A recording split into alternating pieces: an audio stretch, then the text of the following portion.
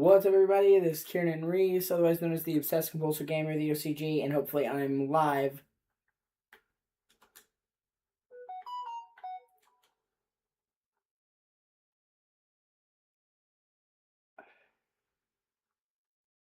About to do a game Alex requested me to do.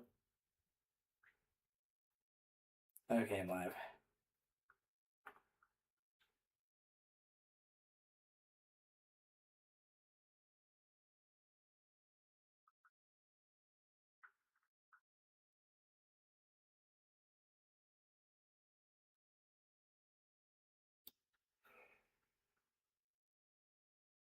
Hey, Dustin's good to see you, man. Yeah, see, I made changes to my chat.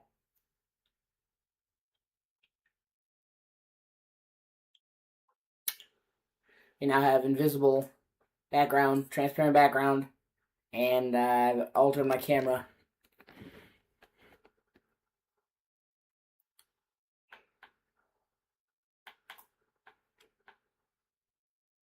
Hey.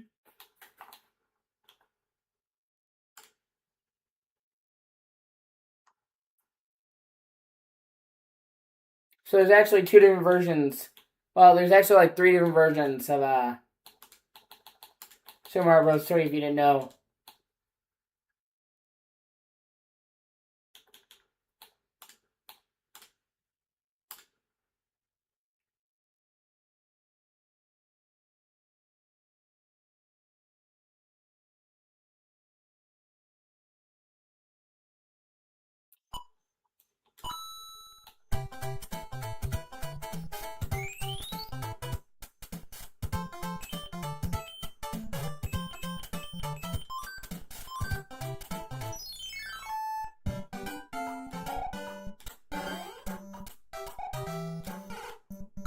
Okay, hold on. God damn it.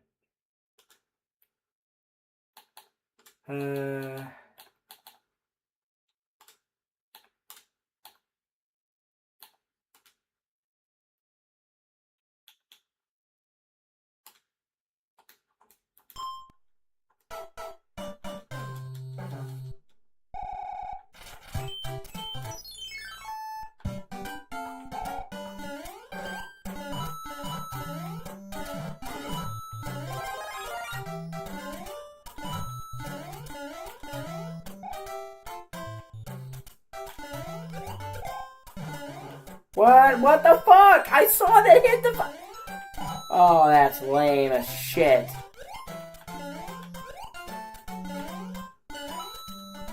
Well, fuck.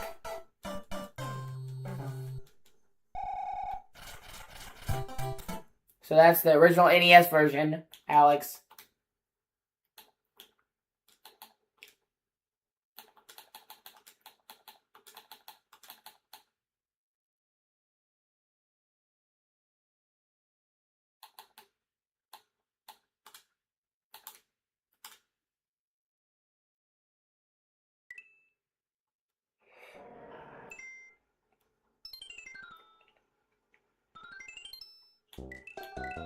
And then they remade it as part of Super Mario 3D All-Stars.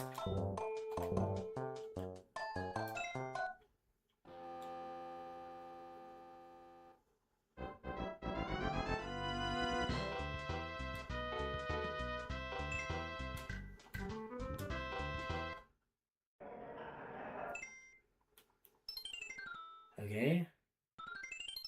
I don't know why that restarted me, but alright.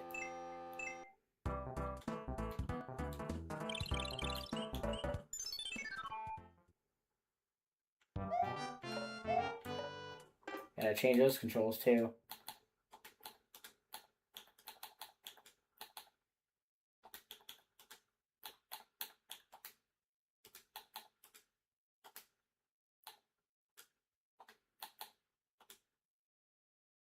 The Wii is just a port of this. For whatever reason.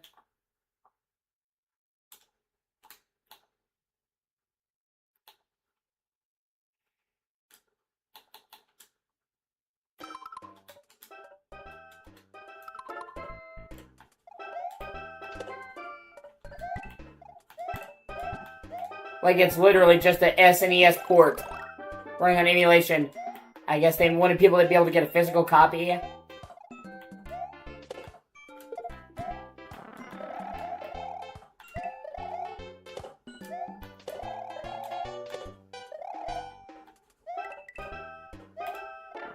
Ah, you bitch. Ah, fuck you. And I died. And finally...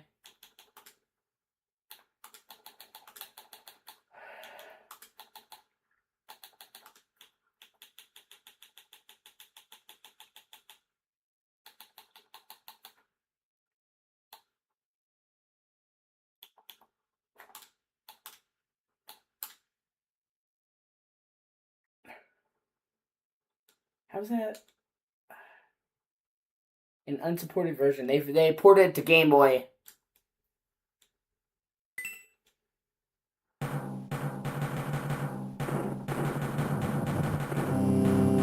And this was just the SNES version, but it had extra benefits.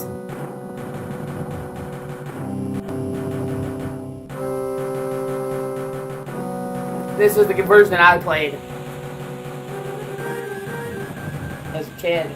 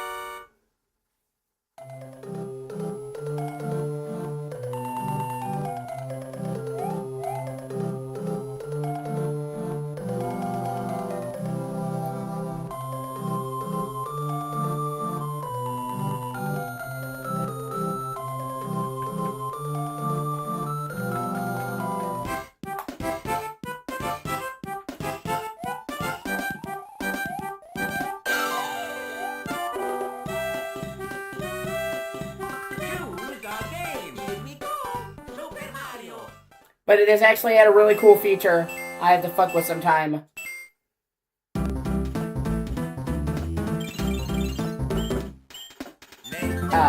Where they actually added specific levels on e-readers. You know, there's like a card thing for Game Boy where you read cards and get features.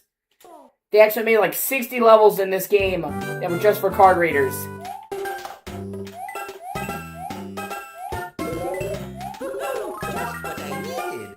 And they were really cool.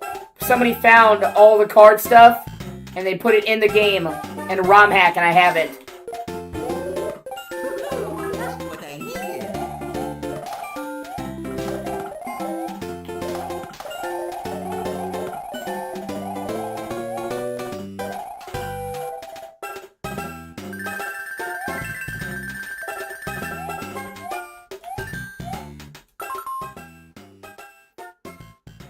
Yeah. And the stages were made by Nintendo, but they added stuff from other Mario games.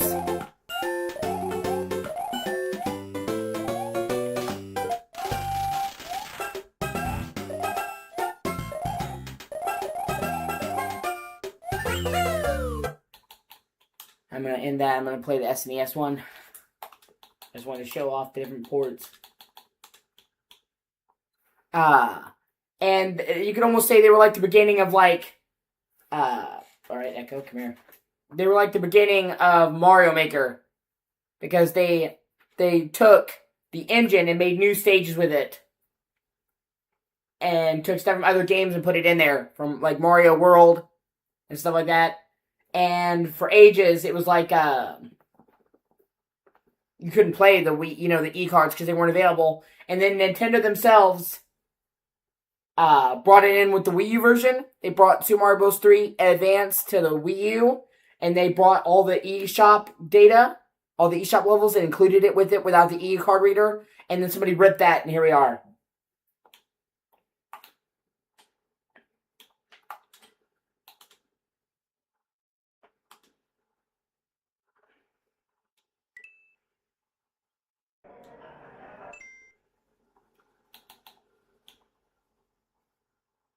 Ah, shit, hold on. I loaded the wrong one, my bad.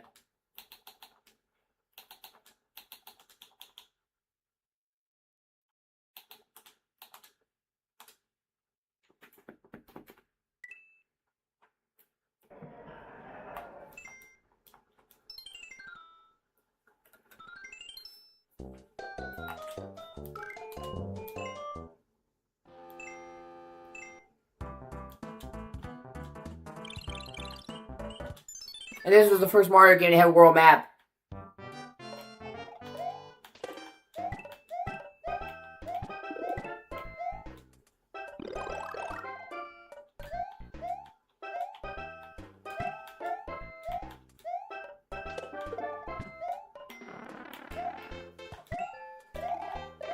Aw, you bitch.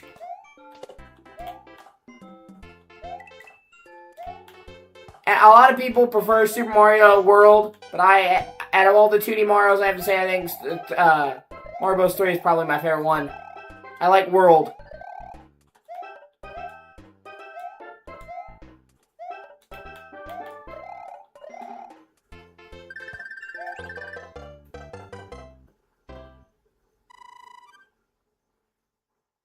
But I just prefer Super Mario Bros. 3D.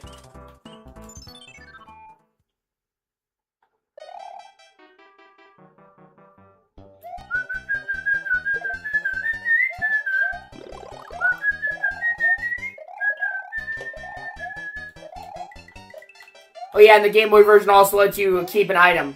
Like Super Mario 3D World. Or, I'm sorry, no, Super Mario World. You have an item in reserve. Super Mario World was the first game to do that, and then the Game Boy version brought that back to Super Mario Bros. 3. Fuck you. You asshole.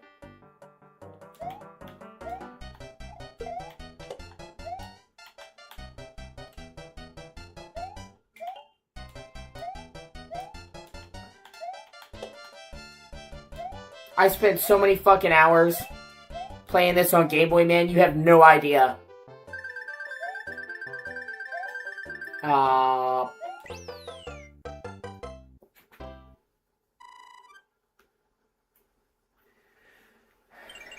Hold on a second. My anxiety's being a bitch. We gotta do the O.C.G ritual real quick. God damn, what I'm about to say next is retroactive. Let's start the prayer. God damn, by what you mean, God damn, and only God damn, and I could have sang for anyone else. Just God damn, Jesus, please listen to my words and intentions of my thoughts to me before prayers right now, please. One, please forgive me for doing sins deals with this drink. Please don't do sins deals. Make safe drink and the parts I consider a demon. Two, please make sure I'm next for us right now. Three, please. Everything be okay. Four, please. Alright, sorry about that.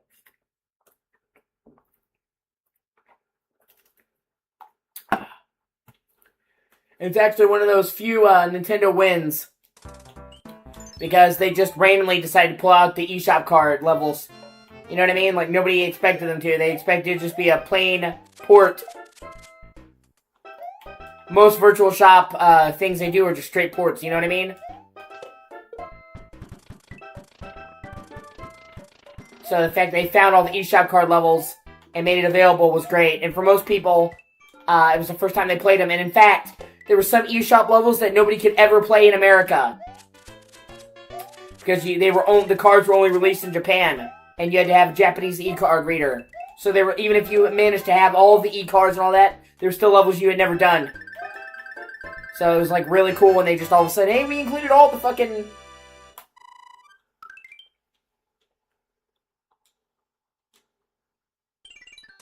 We include all the levels.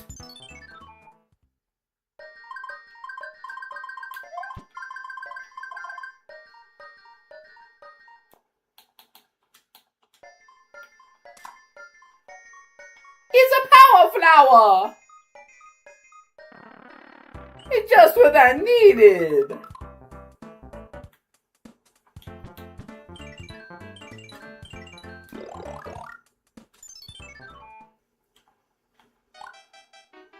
Oh, God.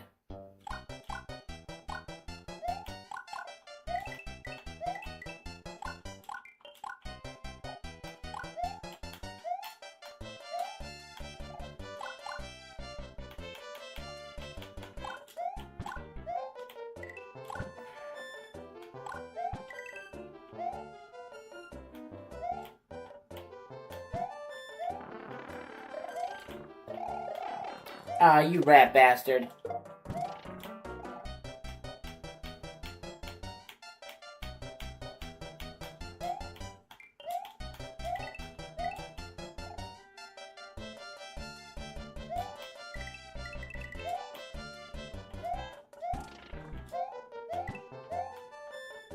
Ah, fuck! I was doing so well.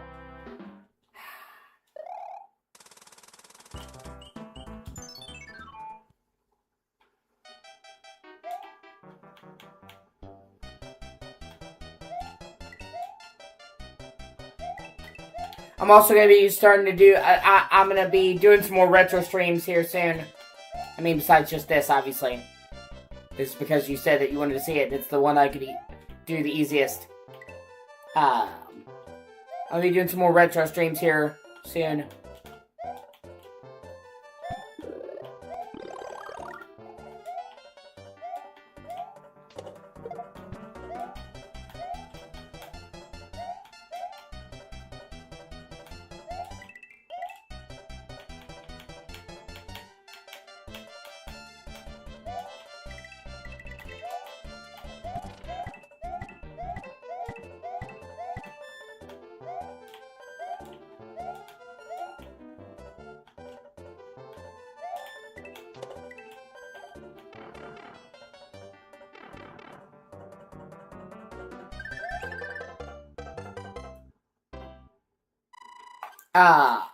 I want to do Yoshi's Island.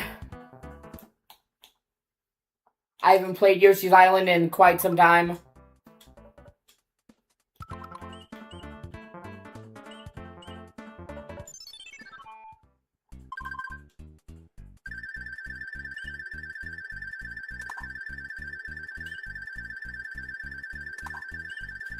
And when I did play it, it was the Game Boy version. I've never played the original SNES Yoshi's Island. Which, fun fact, it was actually called, Super Mario World 2 Yoshi's Island. And then they later just removed Super Mario World 2 because it's not really a Mario game, it's a spinoff.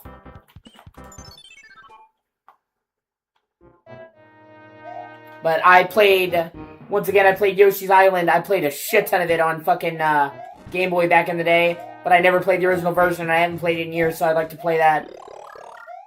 And I kept thinking, like, where's it going to fit into the Mario playthrough, because it's not really a proper Mario game, you know what I mean? So I just play it whenever.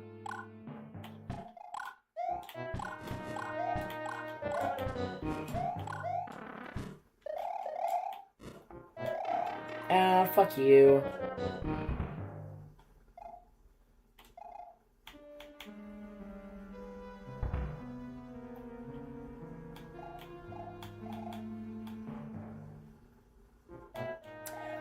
No. It came to SNES. Then it came to Game Boy. And then they did a DS one. The DS one's actually a sequel. It's called Yoshi's Island DS, but it's a different game. It's basically Yoshi's Island 2. And they even did a 3D spinoff called Yoshi's Story for 64. I can't emulate 64 because 64 is a bitch to emulate.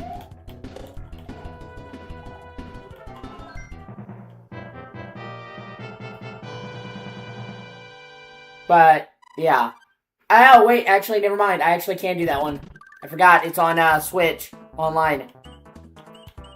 My mom has Switch Online, like the premium Switch Online. And she shares her account with me, because I shared my controller with her. She didn't have a Pro Controller for Switch, so I let her use my Pro Controller for like a year. So we share back and forth on Switch. But she lets me use her for a while to play older games, and so there actually is a couple of 64 games that I can do.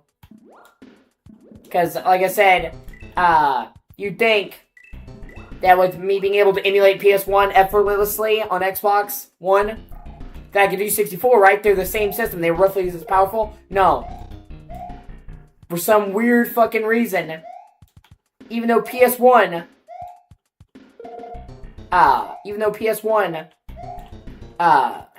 it was a more powerful system technically in the day and age, it's way easier to emulate.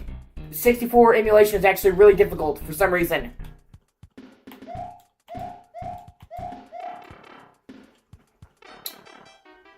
But there's a small selection of 64 games that are on Switch Online that I can do. So actually, I just remembered Yoshi's Story's on there, so I could do Yoshi's Story. We'll see, but at the very least, I want to do Yoshi's Island. Yeah, I think that's on there too. I have to recheck the 64 lineup. There's a few games on there. They had a Donkey Kong 64 a couple weeks ago, which was cool.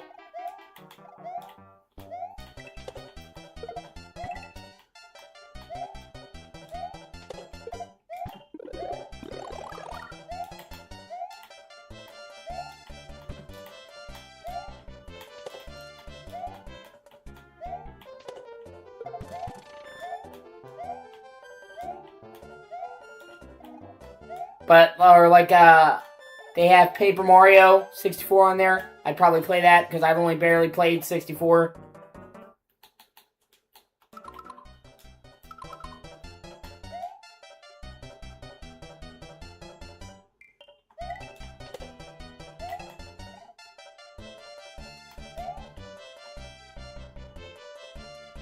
Oh man, there's so many games I want to get, dude. There's so many games I want to get and so little money.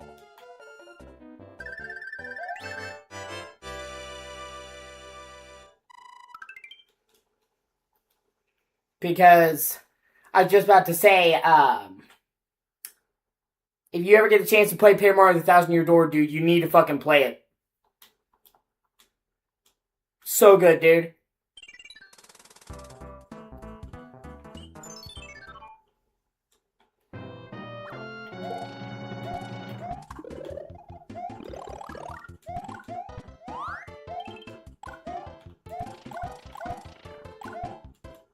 I mean, without a doubt, one of the greatest games of all time ever, if you ask me.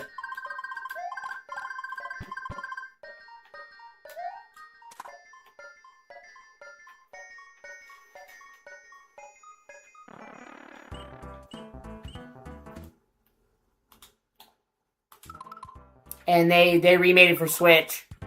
And I don't mean remastered, they remade it for Switch.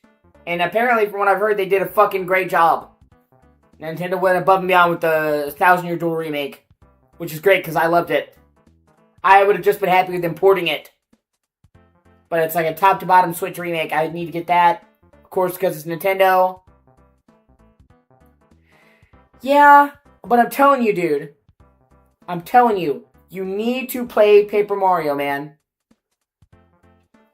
I wasn't like super stoked for the idea either. But I'm telling you, dude.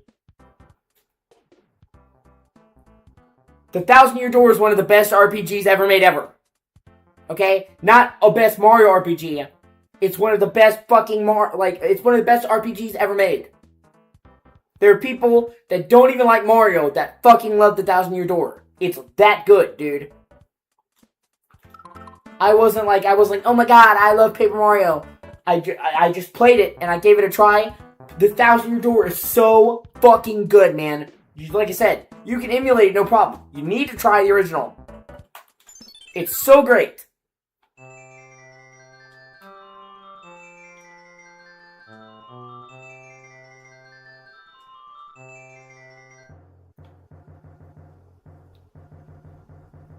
And this was the first Mario game to start the battleship with the aesthetic, which I really like.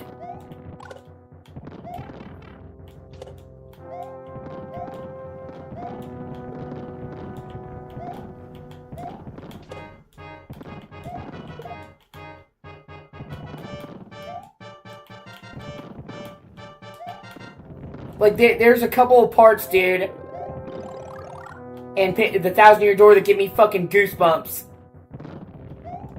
And, it's a city of thieves, man. It's just not the typical environment. Yeah, that's fair.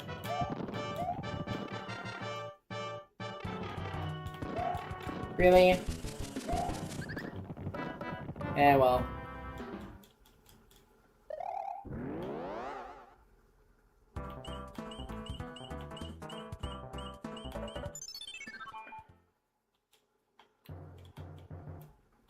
But I want to get that game.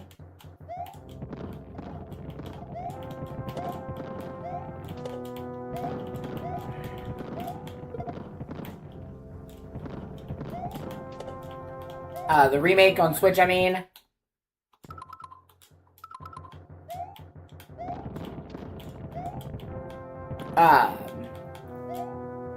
But of course, that never goes on sale because it's fucking Nintendo. That's $60. And then I've got to get MGS Master Collection Volume 2. I gotta support Metal Gear. Fuck off. And plus, I just really want to play Metal Gear Solid 4, man, at a good frame rate.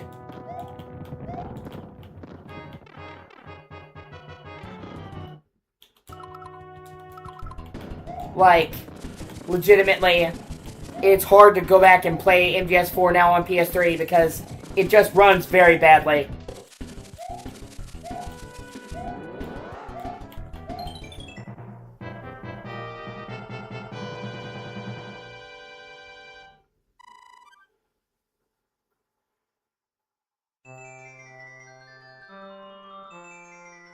And, like, if I'm not mistaken, they literally said that if you play it on PS5, MGS4 is going to be native 4K, 60 FPS.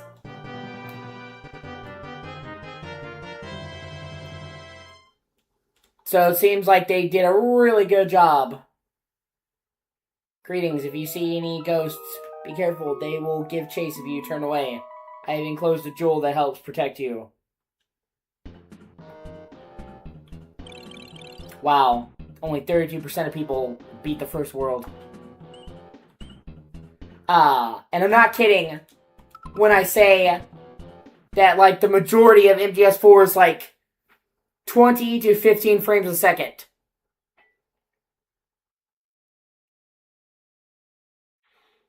But they actually, there's a benefit because, believe it or not, MGS4 can technically go up to 60 FPS on PS3.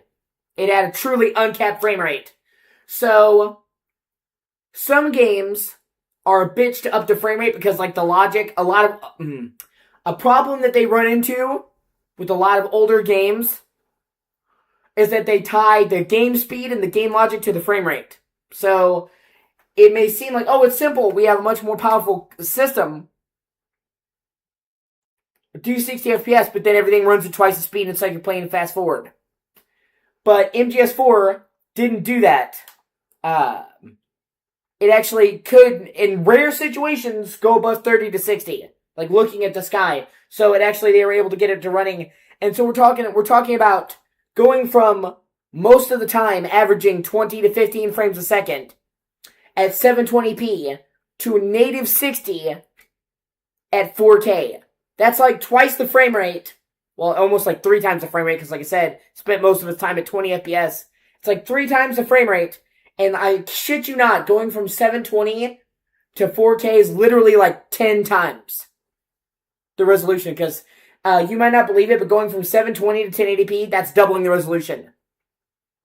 It doesn't seem like it. It seems like it'd be a quarter, but no, you double the resolution going from 720 to 1080p, and then you do 4 times that. So it's like literally like 3 times the frame rate and 6 times the resolution. So, and they're gonna do a new trophy list, I'm pretty sure. And I'm because before you had to do Metal Gear Online, and they went back through in the Master Collection Volume 1, and they removed some of the shitty trophies and altered them, like in the original Metal Gear Solid 2 trophy list. You had to get all the dog tags on every difficulty. So you had to get like 10 different sets of dog tags 10 times, and it was just a nightmare. So in the MGS2 Master Collection, when you play that version, you only have to get 1 set of dog tags regardless of difficulty.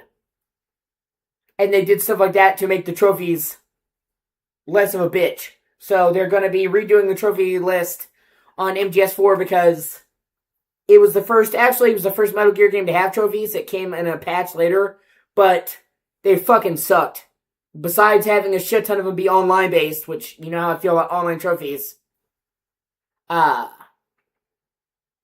they had a shit ton of trophies that were online only, which you know how I feel, how we all feel about online trophies. They had a bunch locked behind ridiculous things that were insanely cumbersome to do. So I'm really hoping they revise the list, because then yeah, I'd like to get the platinum for MGS4. So I gotta show up. So I gotta get that next month. That's August 27th, I believe. Yeah, August 27th. And then in September, obviously, I gotta get Wolverine. I'm really, really fucking looking forward to that. I literally have been obsessed with Wolverine.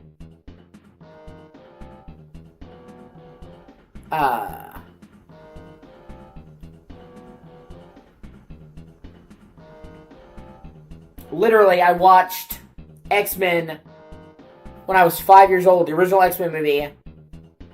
I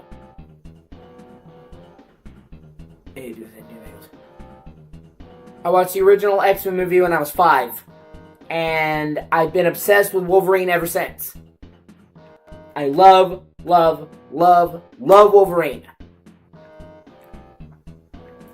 But despite Wolverine being the most popular X-Men, they literally started calling him the X-Man. They even make a joke about in Deadpool Wolverine, him being the X-Man.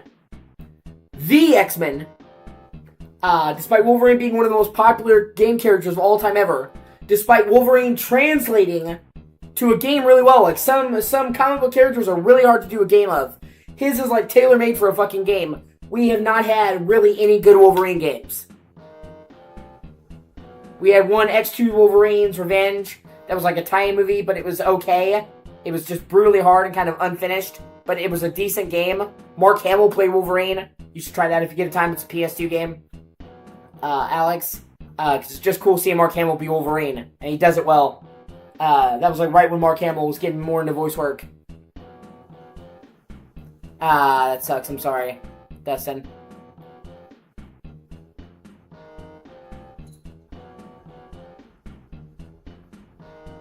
And then,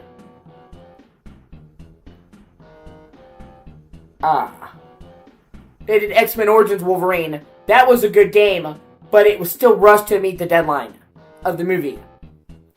So, like, if you ever get a chance to play X-Men Origins Wolverine, Alex, I think they have the PC version of My Abandonware. You should try it. It's a good game, but it was still based on a movie and it was still rushed.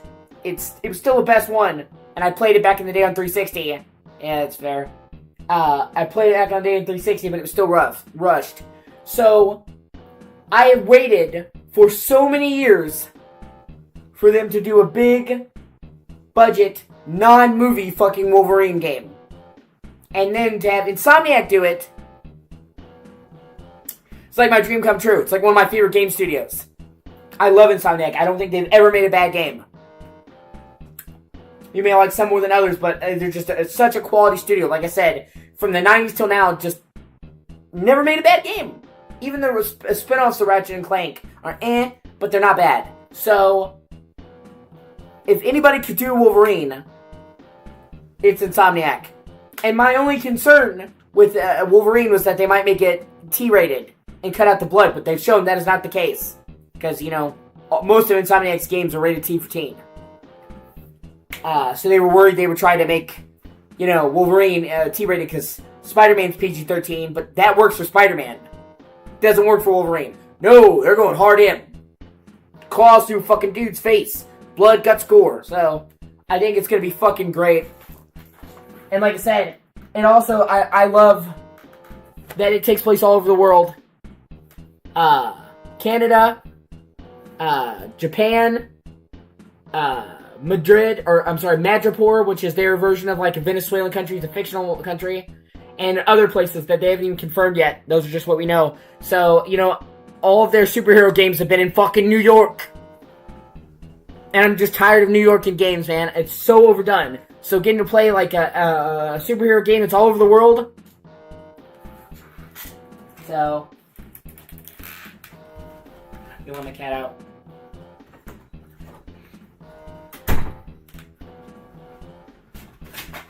And I just have a really good feeling.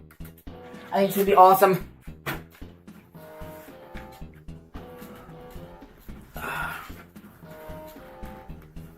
So that's my September.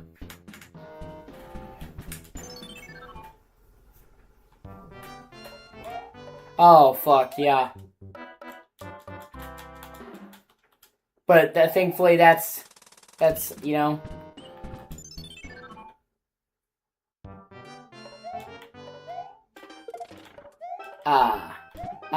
Shit.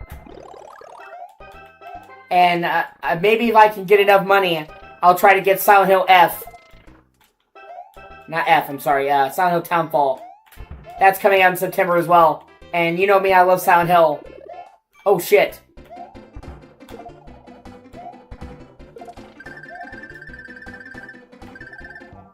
Shit.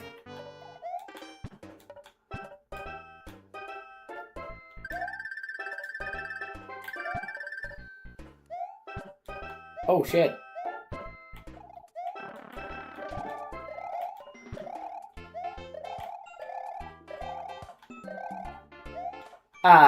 I want to get Silent Hill, but it's like, if you give me a choice between Wolverine or Silent Hill, I'm gonna have to go Wolverine. I've waited too long for Wolverine. I'll try to get both of them. Because I think the new Silent Hill game's only like $50. It's not even full price game. And it's,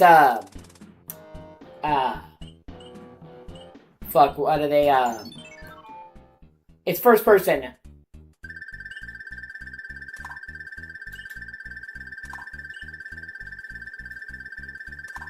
Yeah, I suck at this minigame, honestly. And some people are upset that it's first person. But honestly, I don't mind. People bitch about Silent Hill being too much of the same thing. But then they fucking bitch about it not being different enough. Or they bitch about it not being different enough, and then they bitch that it's too much of the same thing. I remember when Silent Hill 2 Remake came out, everybody was like, okay, we were wrong. This is actually good. Because everybody thought the remake of Silent Hill 2 was going to suck. Like, okay, you're right. This is good. But they're like, but it's a remake of an old game. We need a brand new Silent Hill. We needed to do new stuff. We don't want more of the same. Silent Hill 2 Remake is great, but it's more of the same. So then they come out with Silent Hill F. That's super different. In the 60s, in Japan. And, oh, this is not Silent Hill, it's too different. So, it's either too similar or not similar enough. You can't win. Ah, fuck, I died. Oh well. Just gets on my nerves. It's like the worst fan base in the world.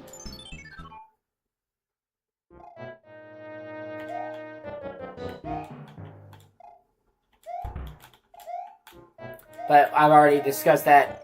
I honestly think the Silent Hill fan base is one of the shittiest, bitchiest, most toxic fan bases I've ever been in. Ah, shit. I wasn't expecting there to be a fucking ghost there. And I've seen some toxic fan bases, man.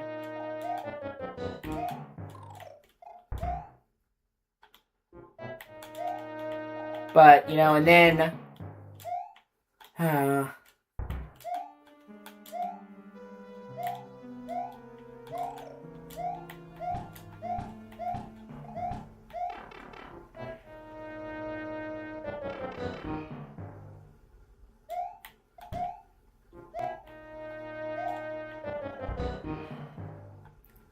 Then in November, well, it's GTA 6.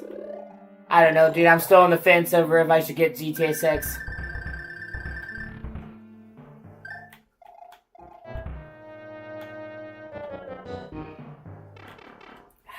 Shit.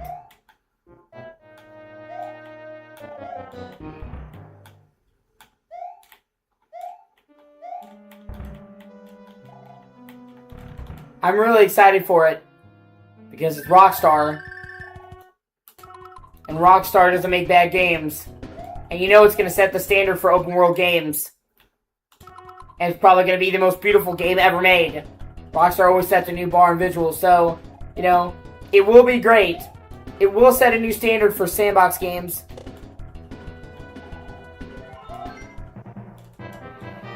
Yeah. It's like I said, dude. I know it's going to be great. I know it's going to set a new standard for sandbox games, both in gameplay and in graphics. And I know it'll probably be the biggest game launch of all time ever.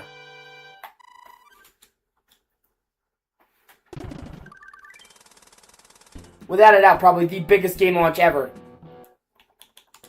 I don't think there's ever been a game launch that'll be this hyped up ever in our lives before, and there might not be ever. I think this literally might be the biggest game launch of history, of all time ever.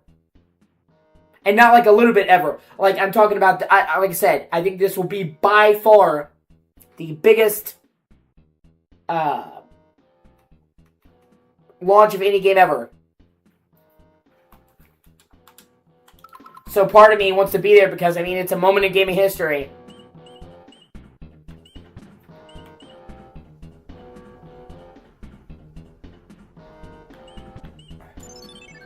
Like, you can't, you know what I mean? There's no going back. There's no takesy-backsies.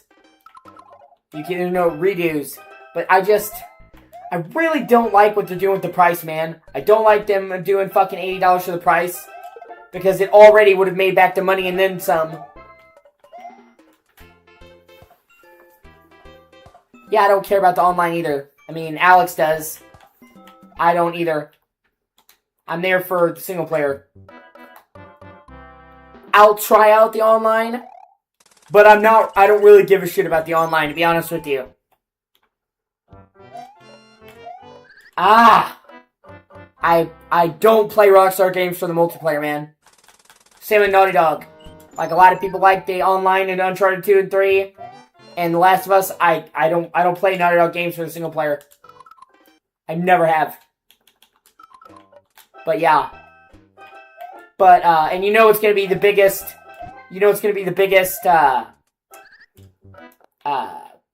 map they've ever done. It's really looking like it's going to be the whole state of Florida, which is actually kind of insane. And they're saying it's going to be twice the size of GTA 5, which, that would be huge, actually. GTA 5, I think, is all in all, like, 80 miles. So if they're doing, even if the map is just like twice the size of GTA 5, that's over 100 miles. Well over, like, we're looking at like 150, 160 miles. That's a fucking huge map. And I mean, well, it'd have to be. Florida's a big state. They're gonna accurately do the whole state. And plus, like I said, it's just the scope. Because, you know, GTA 5... is not even all San Andreas. That's fair.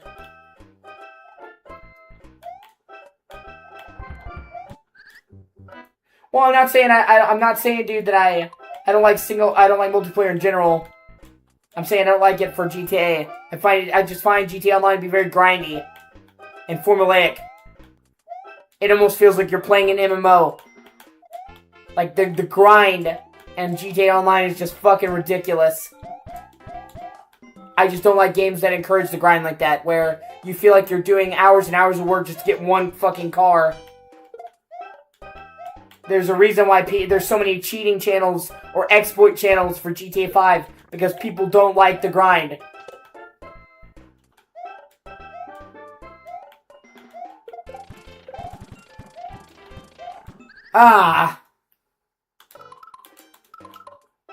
Although I will say I'm more of a single player guy. I don't dislike multiplayer, but if I had to choose, I would pick single player.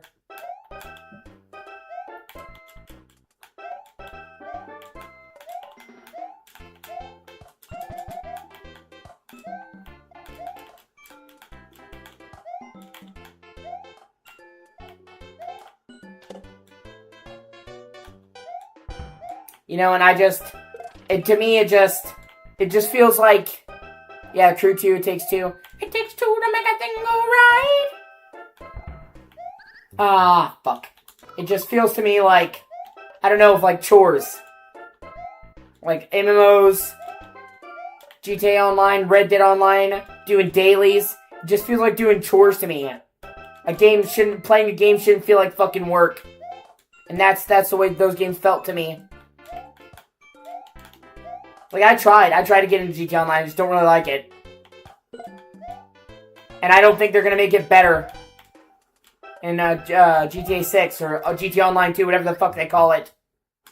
Because That's how they make the most of their money. It's getting people to fork up cards for bull shark cards. Like, that's literally where they make most of the money on GTA Online or GTA 5 is the bull shark cards. So, if they made it less of a grind, they'd be throwing away bull shark money.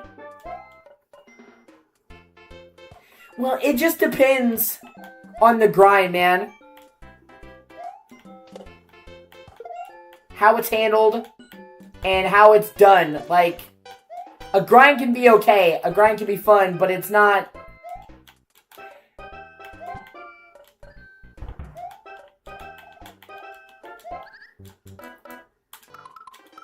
Like... okay, like, say you have an RPG. Like Final Fantasy VII. Your OG Final Fantasy VII. And say it's a bit of a grind to get to the max level in Final Fantasy VII. I'm okay with that, because, like, you're spending time to get to the max level, and it's a game that you already like. It's kind of different in a game where you're spending money, or whatnot, you're grinding to get basic features. Like, there's a difference between, I want to get this, I want to get max level, or I want to get the best gear in the division, then I want to earn money so I can get one fucking car. Like, I'm not entirely opposed to the grind. I'm opposed to the way that that game does the grind.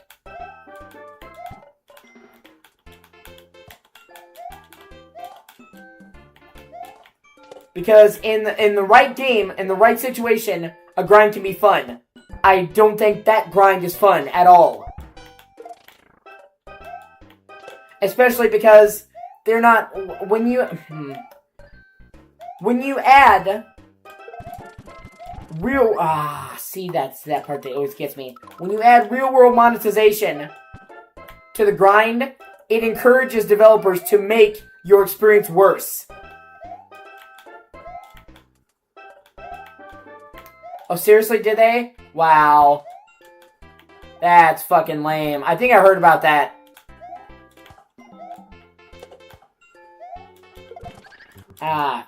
Shit. See what I mean? Because they want to get as much money out of bull shark cards as they can, so it becomes scummier when you have an alternative. A monetary alternative. Because... think about it like this. If they are making the majority of their money off of the bull shark cards, they're going to design the game to make you want to get the bull shark cards.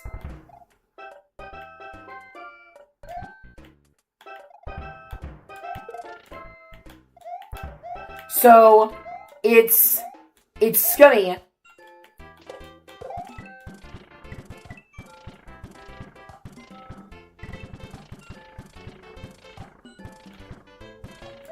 Shit.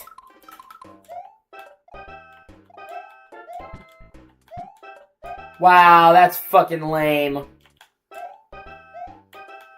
So they don't even let you fucking grind in peace. Dude, that's so fucking lame. But what I'm saying is, they design the games around the monetization. So, when you add a monetization...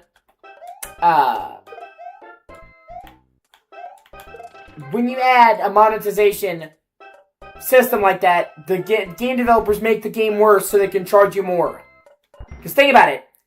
If GTA gave you enough stuff to get everything you wanted on the online and not buy bull shark cards, then nobody would buy bull shark cards. So they deliberately sacrificed the quality of the game to get you to pay more money. And that's the same thing with most games that have microtransactions. They sacrifice the quality of the gaming experience to make you pay more.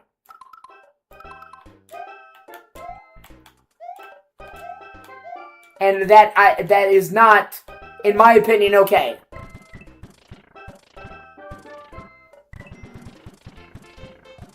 It's predatory. And I don't like it. Okay, so let me give an example of good monetization versus bad monetization. Okay. I'm sorry. Good grinding versus bad grinding is what I meant to say. Borderlands.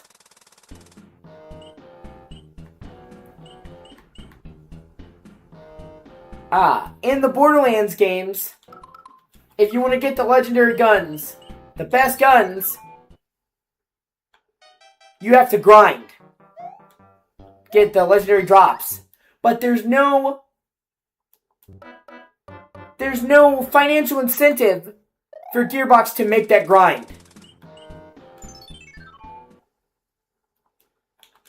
There's no way to pay to expedite the grind. So they're not putting that grind in there to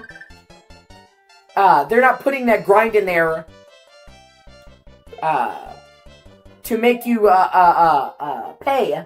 They're putting that grind in there to make you earn the best gear. Because they're like, well, this gear wrecks the rest of the game, so we want you to earn it. Do you understand? Like, one is them trying to make you grind for the best stuff, so you have the bragging rights, and the other is them trying to charge you for money. And there's a very valid difference there, is my point. So, like, I don't mind grinding in, like, fucking Borderlands. I do mind grinding in GTA, where it's done specifically to get money for me. And, you know, everybody likes to shit on Ubisoft.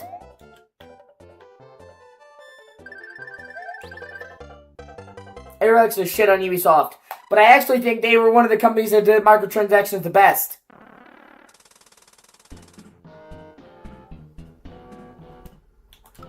You would...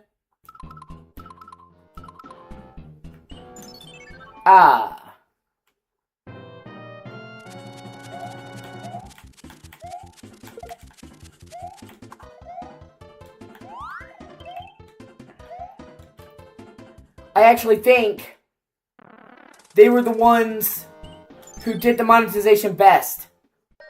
Ubisoft. Because they would be mostly... they would be... costume packs that were gimmicky, like Mummy set, 300 Sparta set, that weren't in the game that you didn't need to get. So, if you wanted to spend a little bit extra to get like this unique gear set, you could, but you're not missing out on anything in the game by getting that. You know what I mean? And even when, like, in Odyssey, they would give you, Assassin's Creed Odyssey, they would give you XP boosts. I never felt the need for that. And in fact, they actually wound up raising the level cap in Odyssey back in the day from 50 to 100, or 99 or 100, because they found that people were doing only half the quests in the game. People were doing only half the quests, and they were getting the level cap. So, technically speaking, if you were really impatient and you didn't feel like doing it, you could get an XP booster, but literally, you could only do half the stuff in the game and be maxed out. And even then, when they added the extra levels, that was just for shits and giggles. Once you get to level 50 in Odyssey, you can do everything. So, you wouldn't even be doing half of the game's content, and you'd be at the max level.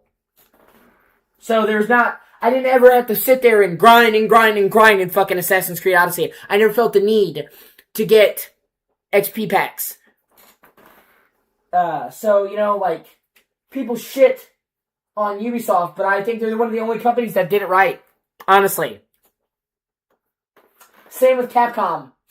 Capcom has microtransactions, but they're only for people that are lazy. Like, if you don't want if you want to get everything in Resident Evil 9, you can spend a little bit of money and unlock the reward for beating the game on the hardest difficulty. Infinite ammo, infinite rocket launcher. Now, that stuff is there for you to unlock in-game. You can just beat the hardest difficulty and have it just fine. But if you don't want to do it, you can skip it. Or, you know, like a gimmicky costume, some shit like that. But I played all of the Capcom Resident Evil games. You know, I'm a huge Resident Evil fan. One of my favorite game series. Motherfucker. One of my favorite game series. And I never felt the need to spend an extra dollar on microtransactions. Ah!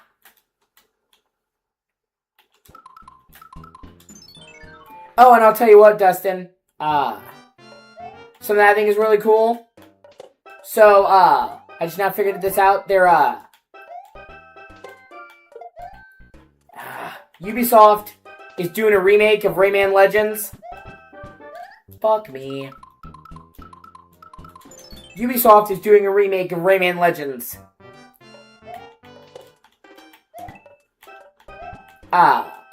This October. And I'm excited for it because I honestly think that Rayman Legends is one of the finest 2D platformers ever made. It's one of the finest ones. I have 100% complete on PS4 for Rayman Legends. The only thing I didn't get was the trophy because they want you to grind community challenges, but I had everything in every level. So I was excited by the fact that they're doing a remake of Rayman Legends. It looks really good. But it turns out, I don't know if you knew this, they're doing a remaster of Rayman Origins as well. And they're actually including, it's called Rayman Origins Enhanced Edition. They're actually including that remaster with every copy of Rayman Legends remake. For no extra cost, by the way. It's not like, well, you can get the special edition and unlock it. It's literally every copy of Rayman Legends retold will come with Rayman Origins. And I think that's really cool. And they didn't have to do that.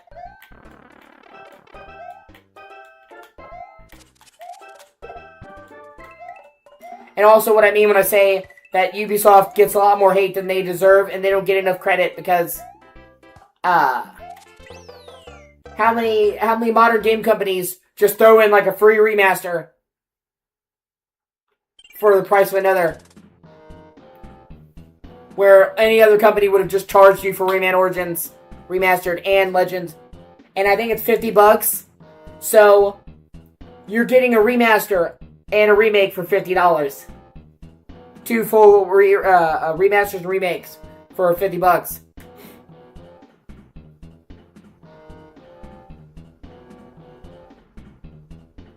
Rayman Origins is not the first Rayman game. The actual first Rayman game has never been remade, Alex.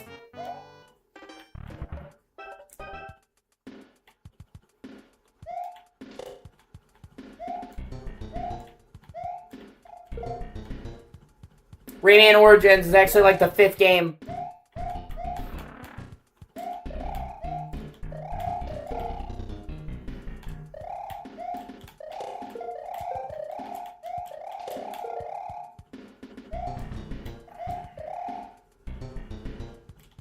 And it's actually incredible. What the fuck?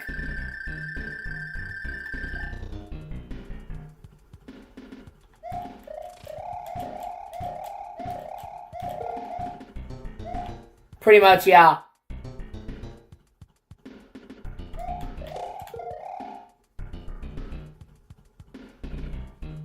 And I would actually, not counting the spin-off, Rayman Raving Rabbids and the Raving Rabbids games. I'm not counting them because, well, they're fucking spin-offs. There is Rayman 2, The Great Escape. And that got remade, actually, into Rayman Revolution, but okay. Rayman 2, The Great Escape, Rayman 3, Hoodlum Havoc, and then Rayman Origins. And then Rayman Legends. And honestly, I think that Rayman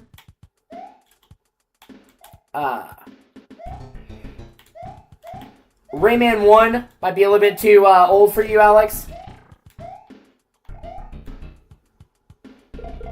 Ah, shit.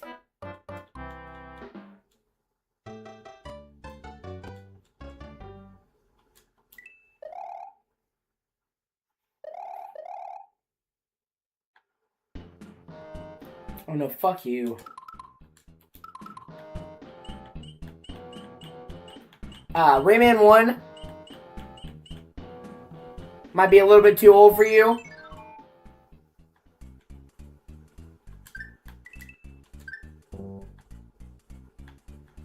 But I think you should actually look into some of the later Rayman games.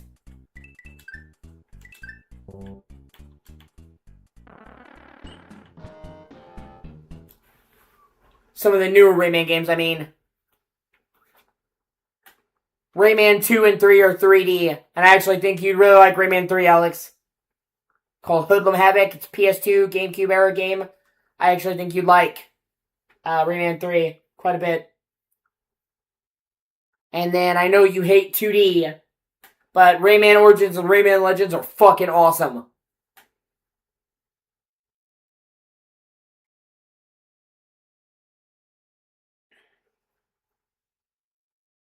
They made an engine where they can take art and directly put it into the game. So they would draw something and they could immediately animate it. So, like, every bit of Rayman Origins and Rayman Legends is hand-drawn by beautiful artists. You're literally playing a fucking work of art. It's gorgeous. And the gameplay is amazing. Like, it's not like a cutesy kiddie game.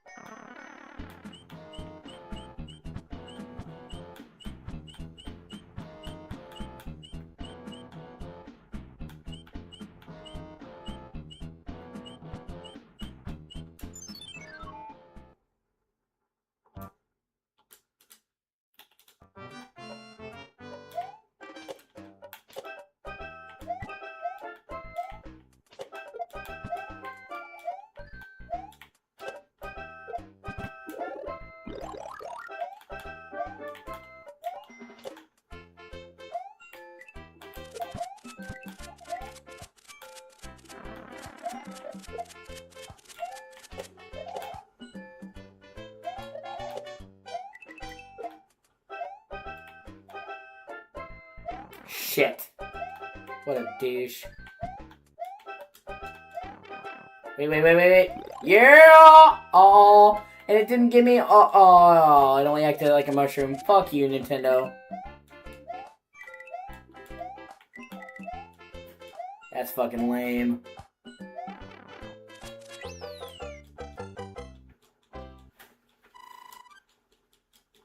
But yeah, Rayman Origins and Rayman Legends, I can't recommend enough.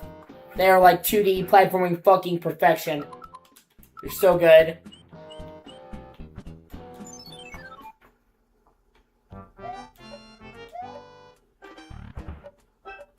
And like I said, you're literally playing handcrafted art.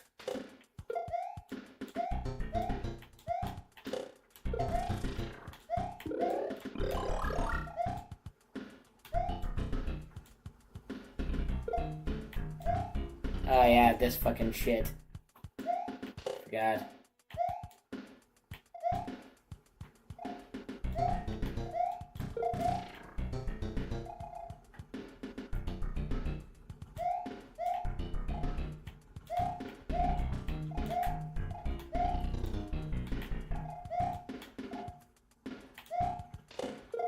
Shit.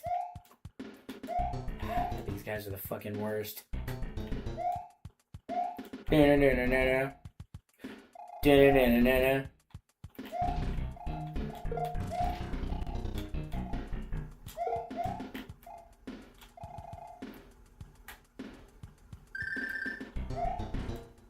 You're not gonna fall for that trick again. And motherfucker, I forgot they could drop down from the ceiling. That's so fucking annoying.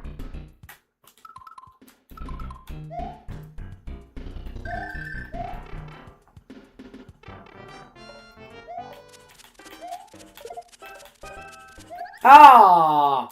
You son of a whore!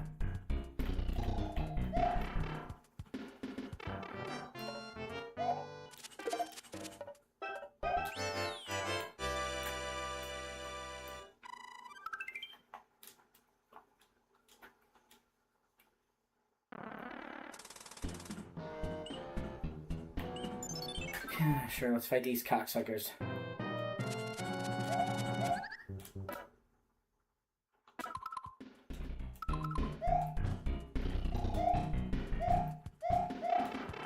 Yeah.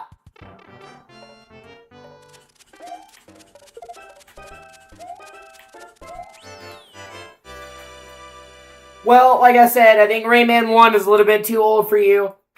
Although you're going to actually see me play Rayman 1 here soon. That's one of the games I'm going to play.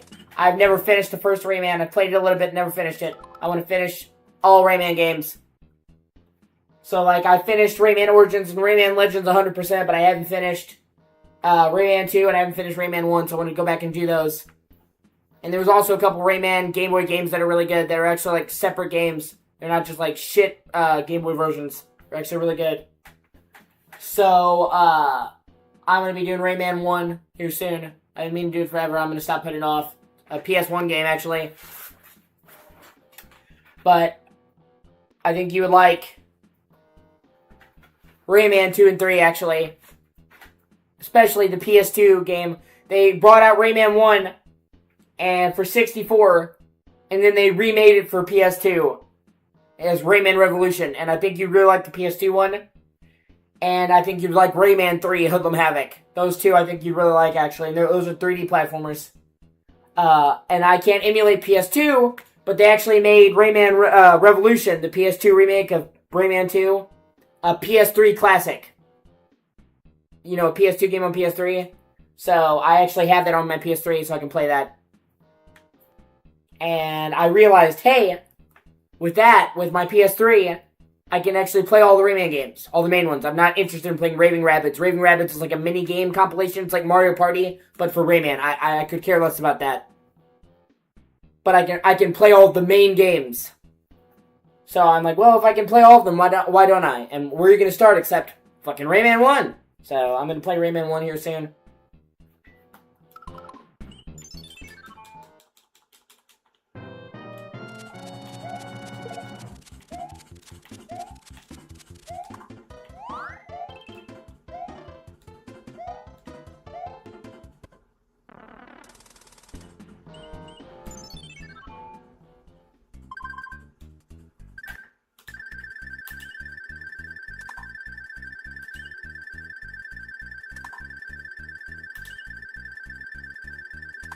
Ah!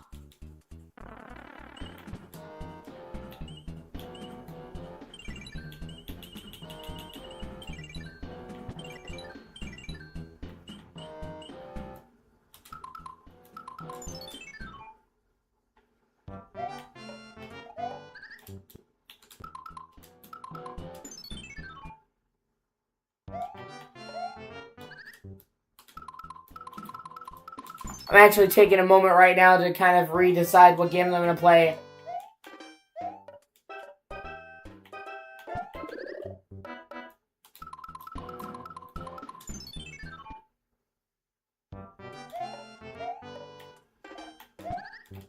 Yeah, you know what? Fuck that, man.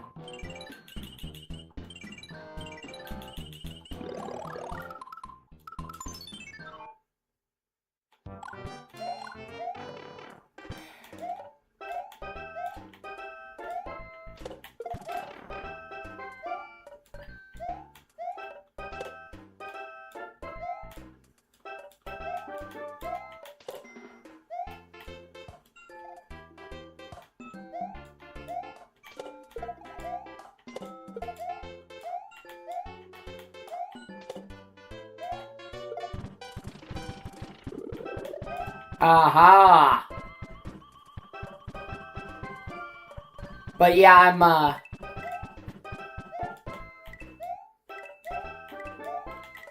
I'm now playing DMC 5. I've been doing all the DMC games. Shit. I'm playing all the DMC games. But I'm coming up on the end of that. Because obviously I'm about to beat DMC5 and I did the reboot. So, I'm kind of deciding what I'm going to play next. Because that's been most of what I've been playing, honestly, is the DMC games. I played a couple of other streams, but mostly that's what I've been playing the last, like, week or so.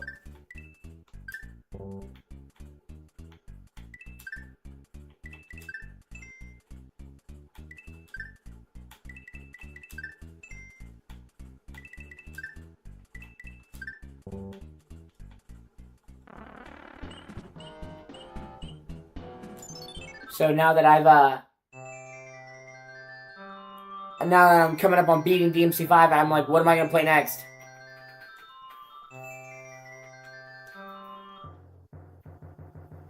And it's at a point like this where I'm redeciding what games I'm going to play. So you know me, I usually try to keep a roster of games. I don't usually just play one thing. So I'm not just deciding one thing to play. I'm deciding the next several things.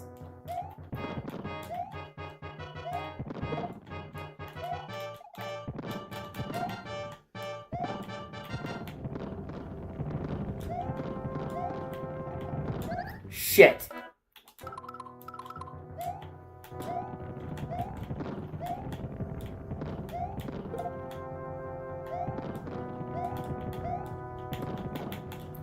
I'll probably do Bayonetta. But I'm not sure. Well, we'll see. I want to do Bayonetta, but I'm afraid that if I do Bayonetta and I get really into Bayonetta, I'm going to want to play Bayonetta 2 and 3, and I don't fucking have Bayonetta 2 and 3. And I don't have $120 to get Bayonetta 2 and 3 on fucking Switch.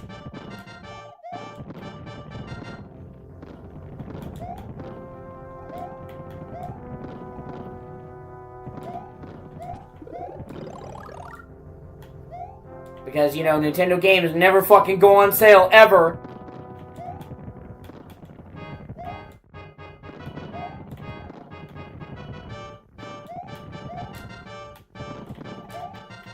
Even though Bayonetta 2 is now like 14 fucking years old.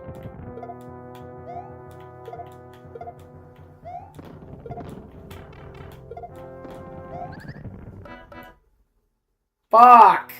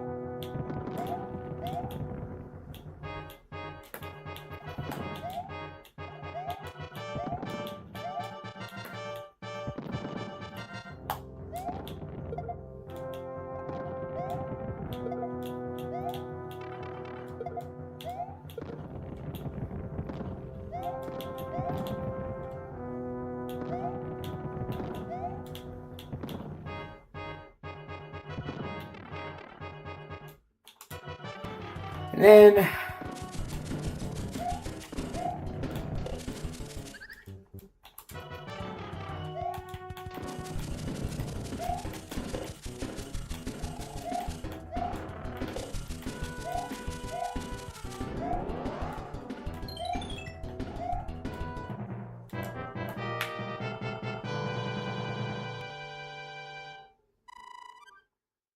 I need to start playing Final Fantasy VII, the OG Final Fantasy VII.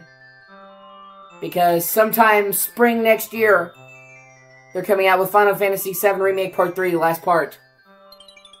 And I've been meaning to do the whole 7 main series. Final Fantasy VII OG, Crisis Core, Final Fantasy VII Remake Part 1, Final Fantasy VII Remake Part 2, before the third part comes out. I wanted to have them all played and beaten before the third part comes out. Because I didn't want to do them back to back to back. You know what I mean?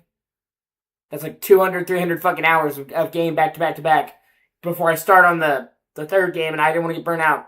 So I wanted there to be some space between me doing the rest and then doing the last one, so I had time to recover I don't want to, you know, like I said, hey, here's another 100-hour game on top of the last 300 hours you just spent doing.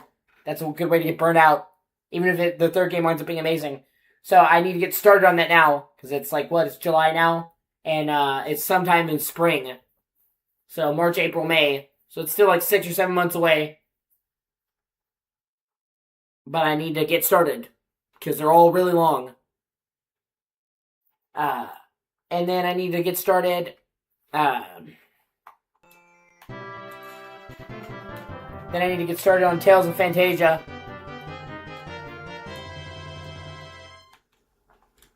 Yeah, we're gonna redo that too, Bengals.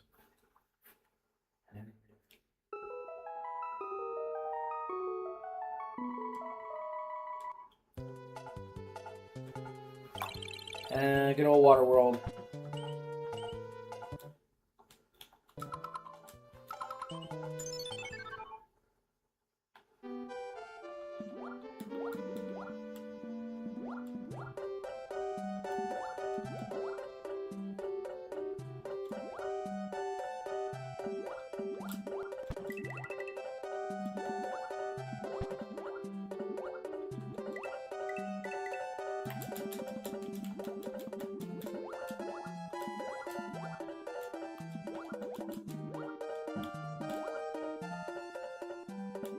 And then,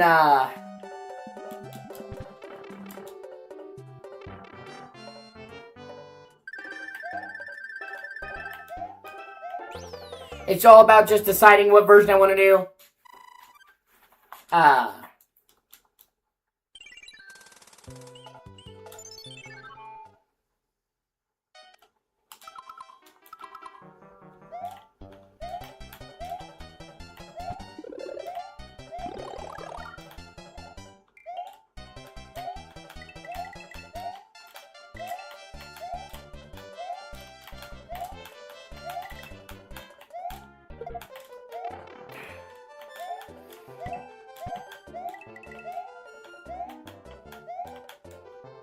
Oh no, shit. Ah! Whatever.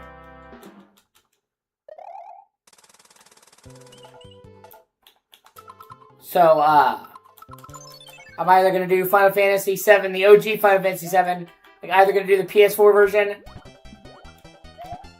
or the PS1 emulation. Fuck off. The PS1 emulation would allow me to make save states, and it would allow me to stretch the game to fit the screen.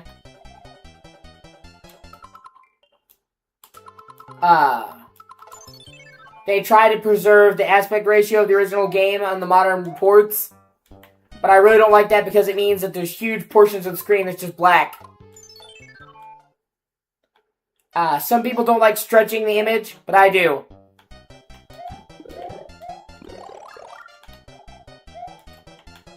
I'd rather the image be a little bit stretched than to have like 60% of the screen just be black. You know what I mean?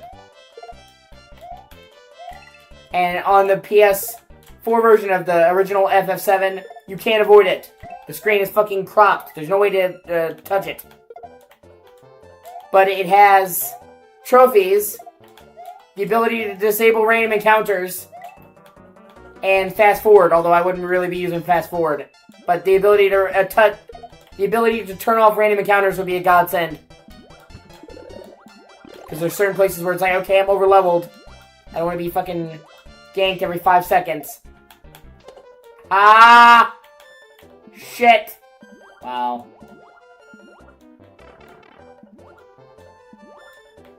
But like I said, the fucking aspect ratio sucks.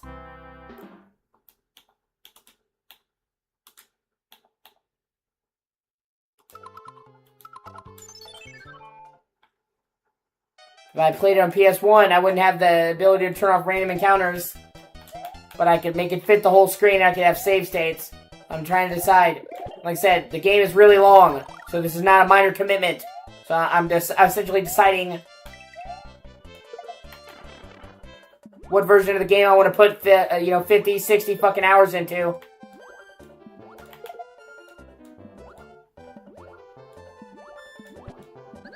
Shit!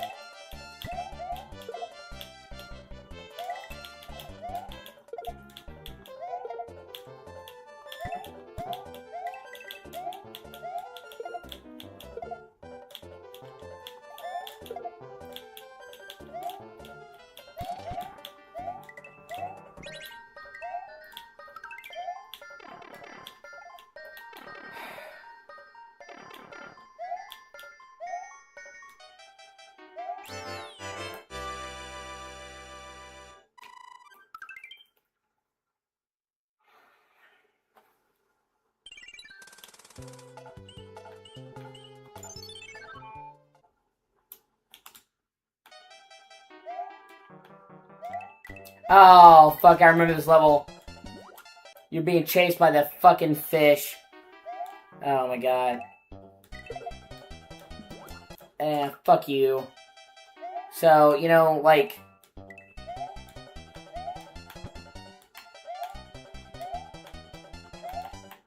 Oh, that's so mean. They would fucking do that. So... Then I need to play fucking Tales of Fantasia. I told you. I'm a huge fan of the Tales of series. One of my favorite game series. And I played Tales of Fantasia when I was a kid all the fucking time. But it turns out the version I played as a kid was a shit port. That fucked up the translation. There's a vastly better version of Tales of Fantasia that I've never played. And I mean, just imagine for a second, Alex.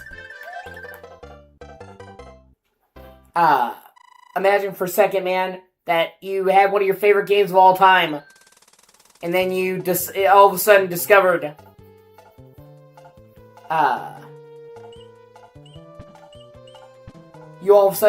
that there was a much better version of one of your favorite games of all time that you never played or heard of. And that's what it is. I played the Game Boy version, the Game Boy Advance version, that was a shitty port of the SNES version. But they remade Tales of Fantasia for PS1 from the ground up. So it's like a whole generation of hardware better. That I've never played.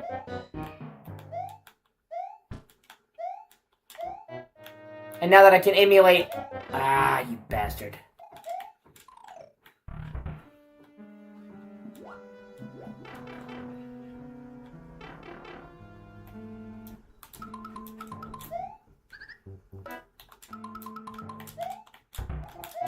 And then Tales of Eternia and Tales of Destiny I've never played. Those are considered the first trilogy of Tales of games. And they're two of the rarest PS1 games. That's why I never got them back in the day, because before scalpers fucked retro gaming, Tales of Eternia and Tales of Destiny were like $200-300. Now I don't even want to think about what it would cost to get a JIT copy for PS1. So there's like these two other Tales games that I've heard of and never got to play.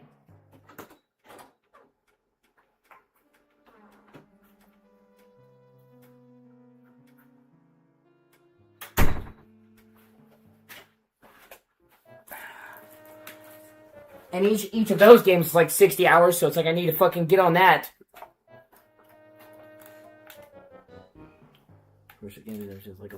Hey, we do since Wagon S that can't be done, which is like my hey, we do make sure it's Wagon S hey, we do and do them. Then hey, do since Wagon S. There's all these retro games I want to play through emulators. That like so many of them I've never played that I want to try.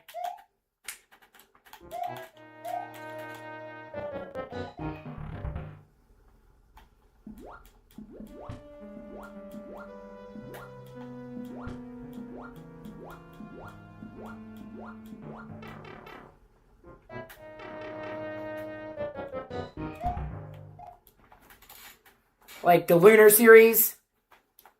I really want to play the Lunar series.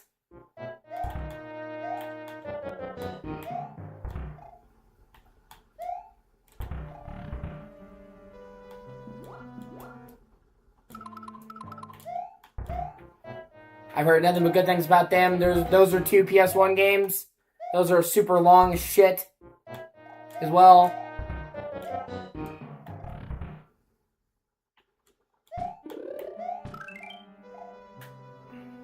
Oh, my cat's up here.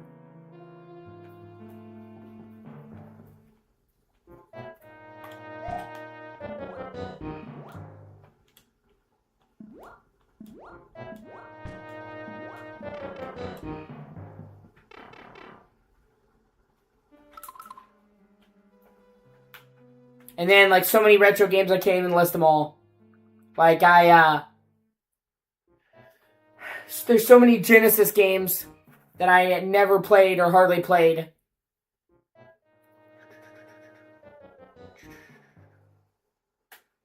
Because I didn't really have a Genesis growing up.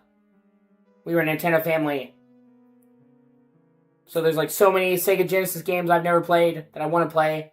There's Sega CD games. I got Sega CD running, so they like took a lot of the Sega Genesis games and made them way better.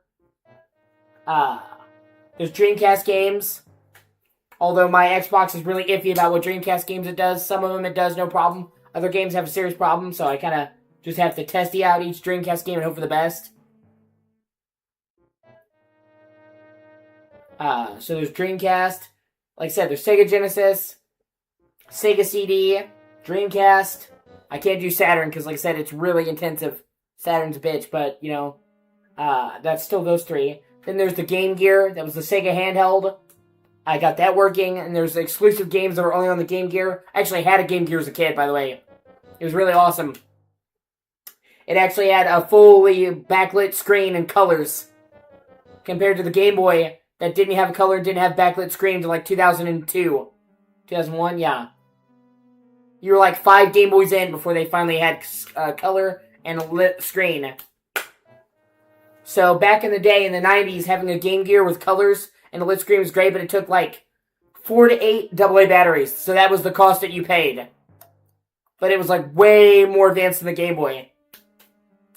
And they actually made a couple of Sonic games that were just on the Game Gear. And you actually would play these big-ass cartridges.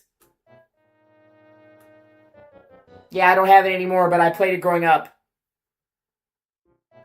Like, they would actually play Genesis cartridges. You could literally put them in there. Or Master System? I think it was Master System. Or Mega Drive? Whatever was the first Sega system. So you would actually have this, like, the system was about this big, and you have a giant cartridge sticking out of the end of it that was bigger than the fucking system. But it's still cool, because you can actually take a direct game from a console and jam it in your fucking handheld. When else can you think about that you could do that?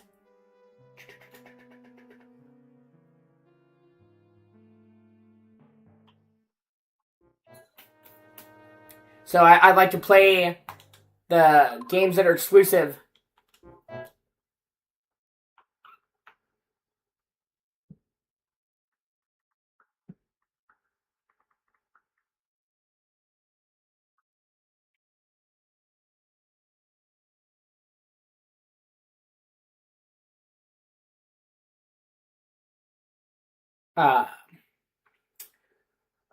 Then I got, upon Philippe's request, I got the TurboGrafx 16 working. That was a miscellaneous 16-bit system that wasn't very popular, but it had a lot of fans. Like, it's developed a cult classic.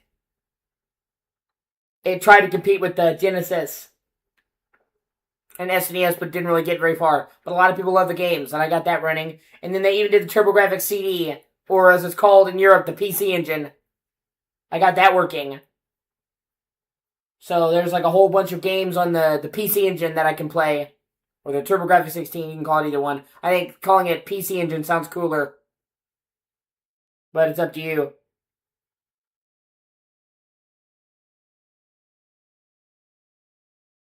Saying as how the Genesis is called the Mega Drive in the rest of the world. So I got that working. And then I told you I got the Wonder Swan working. They have a bunch of games that translated to English. That was like a Japanese-only handheld, but it's really a handheld. It was a major Game Boy competitor in Japan, but it never came to the States for whatever reason. But that has a lot of unique games on it that never came, and a bunch of them were actually translated to English, because like I said, it never came to English. There's no native English games on Wonder Swan. But I have a couple of those to download. I've got like a lot of shit, and it's just... Sometimes when you have too many options, it's hard to choose, you know what I mean? Well, I'm sure you understand. Alex, you have a great PC and you've got Steam, so you're probably drowning in the backlog.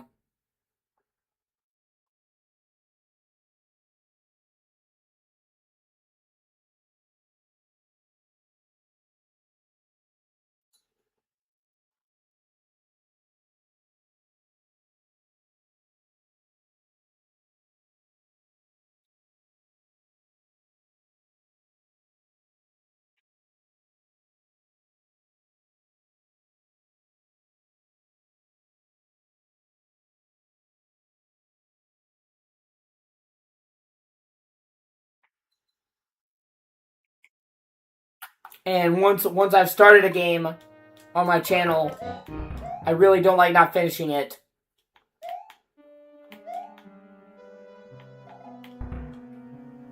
So I kind of don't like when I start streaming a game, I kind of commit. You know what I mean? Is kind of the point I was making.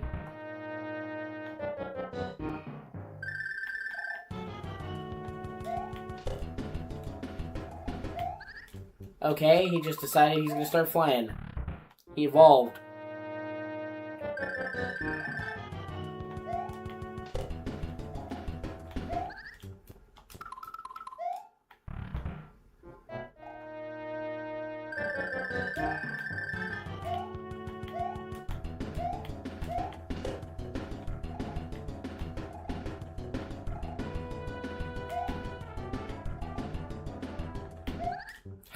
God.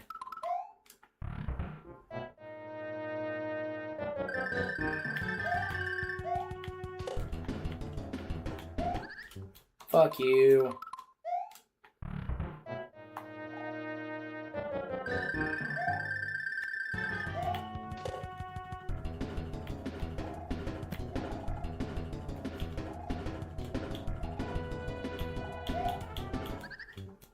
Hell, there's even some main Xbox games I want to go through. I'd still like to go through all the Fable games. The main Fable games, anyway. I'm not talking about the Fable Connect game. Fuck that.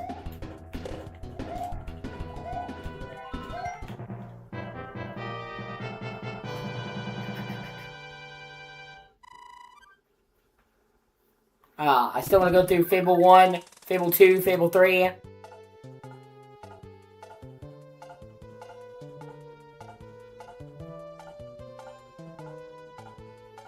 I'd like to go through the Halo games, the classic Halo games, because I have the Master Chief Collection.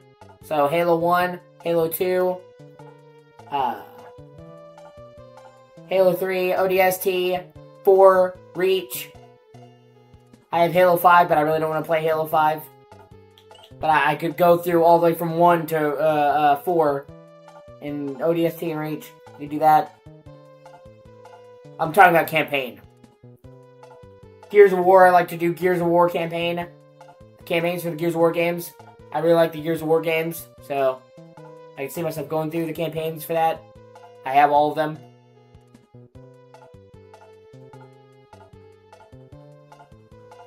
I wanted to play the first Onimusha. I actually own the first Onimusha remastered on Xbox, not on PlayStation. At the time, I didn't have a PlayStation when I got it. Long story. But, I figured now would be the right time because I never finished the first Onimusha. And it would be a chance to capitalize on the new one because the new game's coming out this year, this September. Way of the Sword. So, more people are focused on Onimusha now than any time in, like, the last 10 years. Okay, just checking to make sure there's no flies in my drink. I'm paranoid about that. Hold on, let me look one more time. Okay. So, I want to do that, so, there's quite a bit.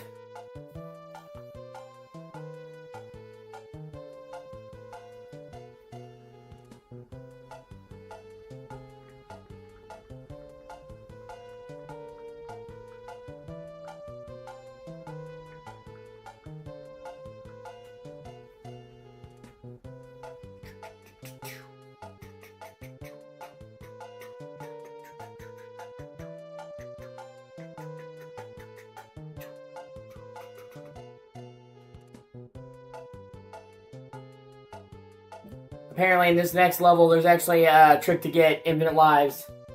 So I'm trying to figure out how to do that.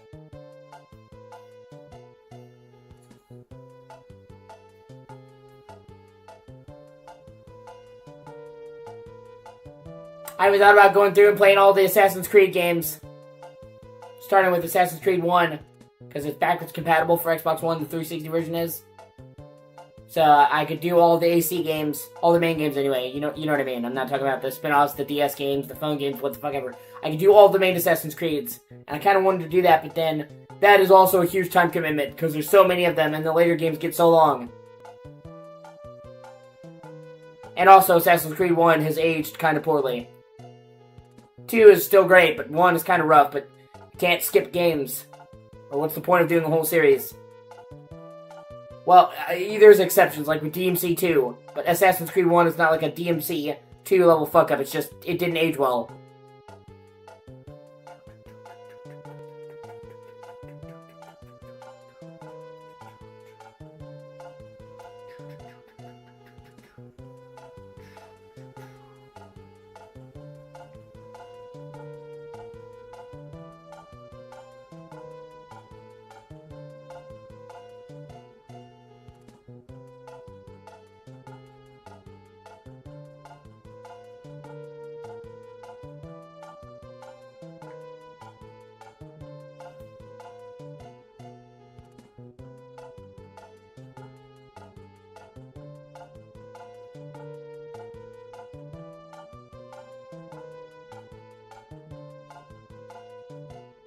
Okay, hold on. There's a trick to get 99 lives in this world.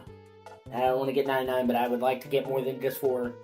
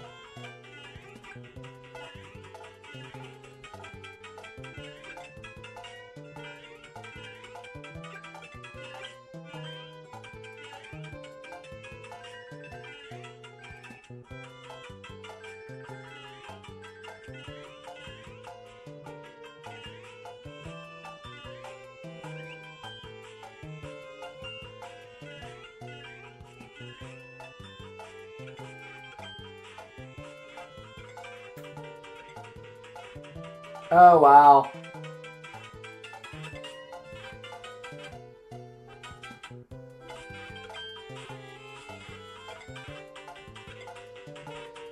Wow, okay. It's a little tricky. Let's see if I can pull it off.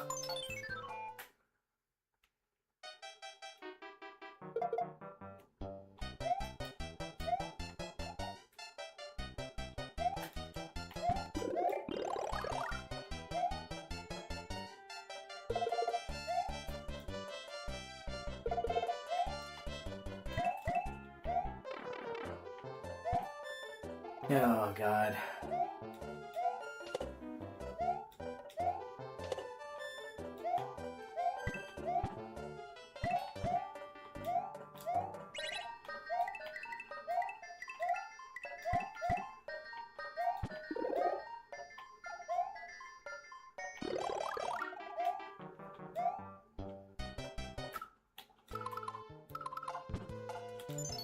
Okay, I gotta do this a particular way.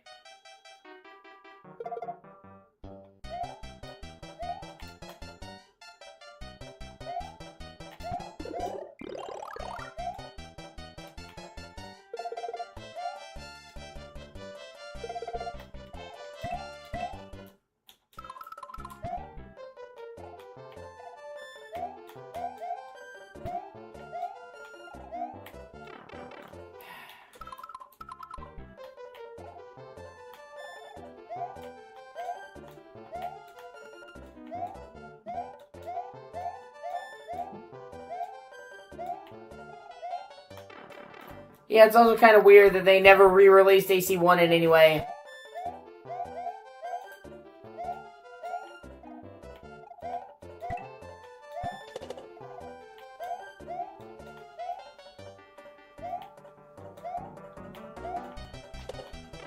Ah, you fucking...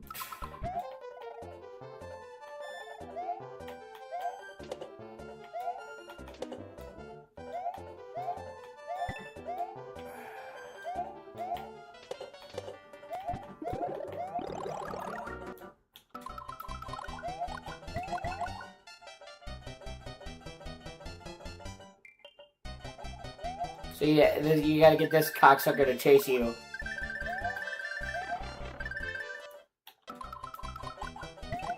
Hold on.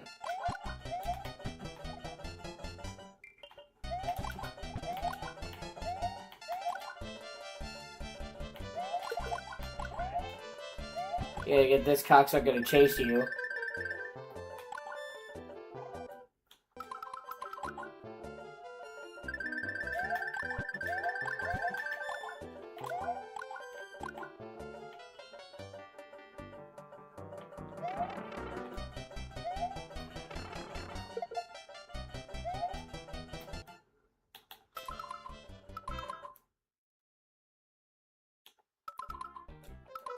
Fuck, I did it wrong. I'm...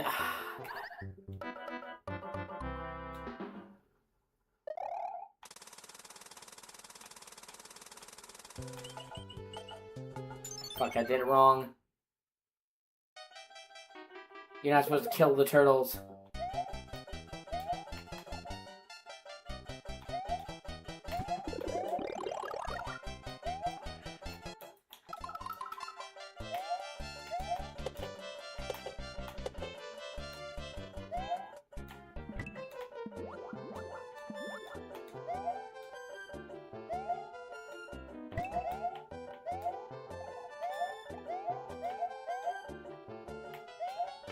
Ah, fuck you. The things I do are for infinite lives.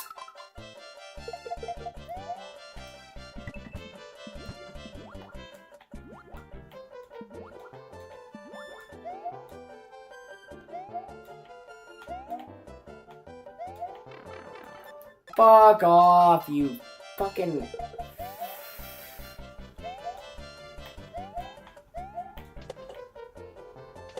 Okay. Oh, you getting down, Echo? Alright, I love you.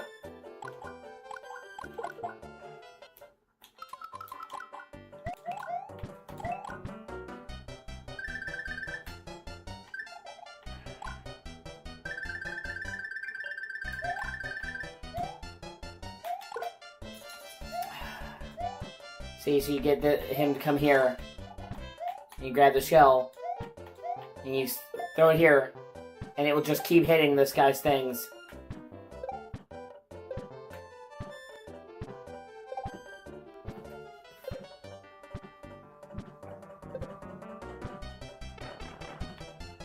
Or me. You can hit me too, apparently.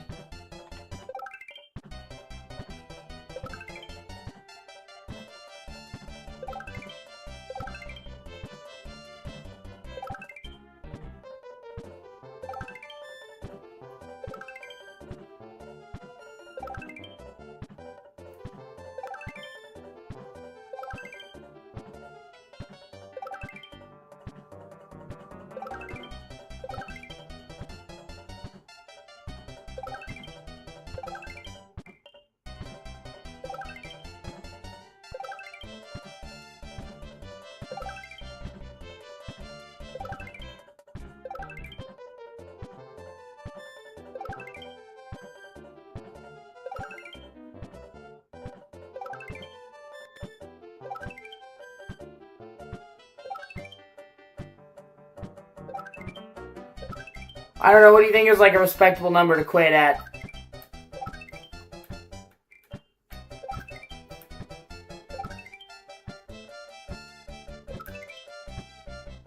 Or should I take it all of the way?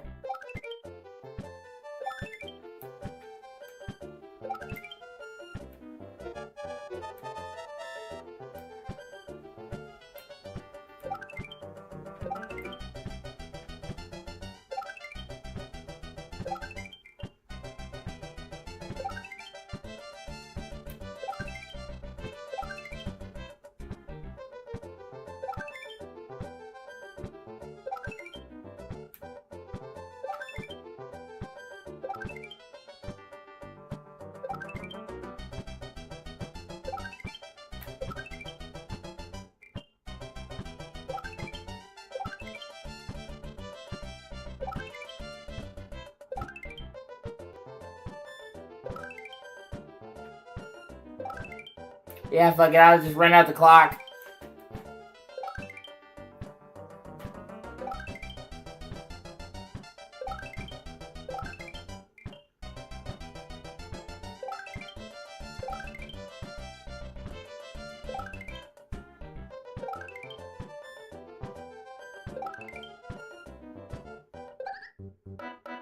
$70 lives!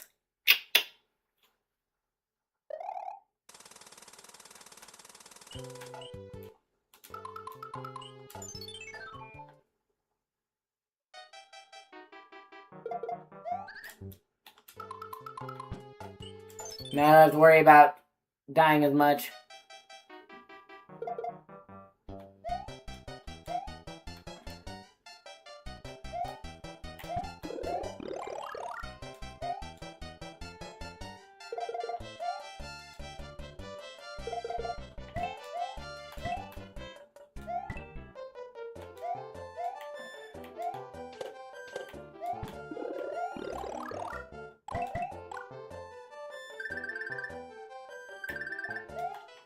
I hate those fucking guys, though.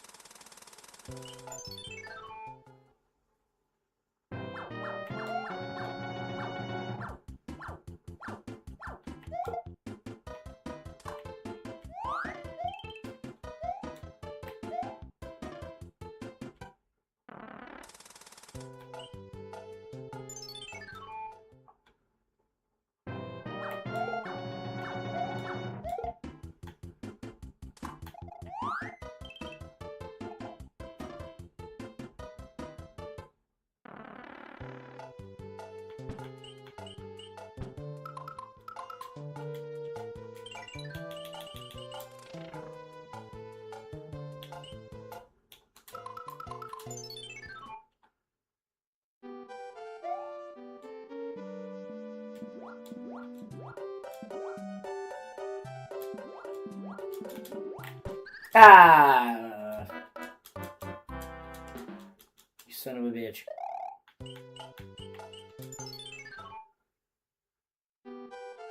And nobody likes the fucking water world, man. You show me somebody who says they like the water levels in a game, and I'll show you a fucking liar.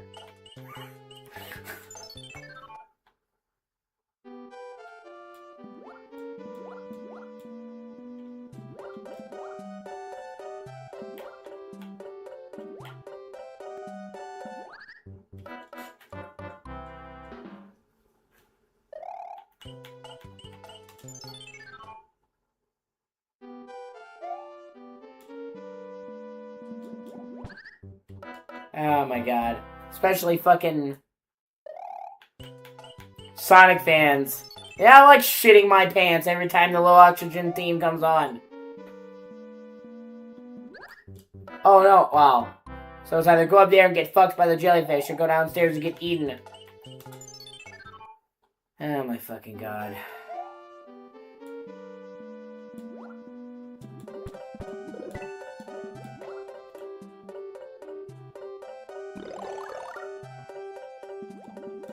Yeah.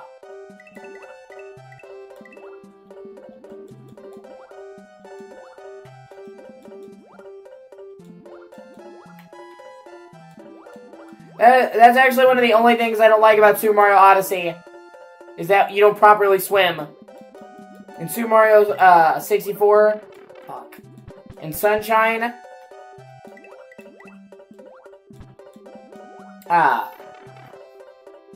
you actually swim, like fully swim. In,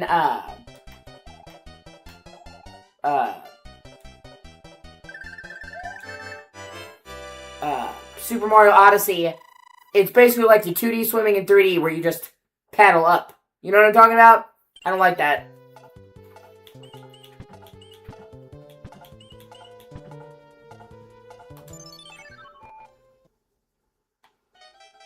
Oh, yay.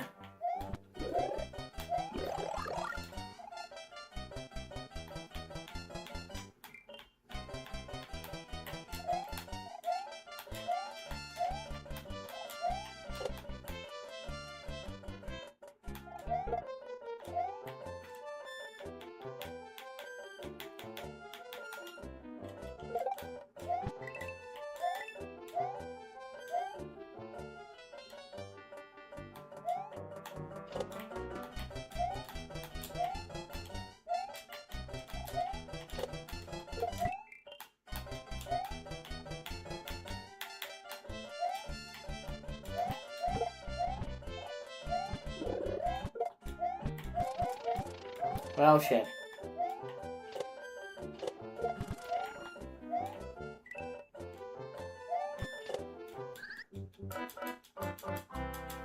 The world doesn't suck. I know what world you're talking about. It doesn't suck. I like the world. And I actually think it's a really cool idea for a world where they have pockets of water.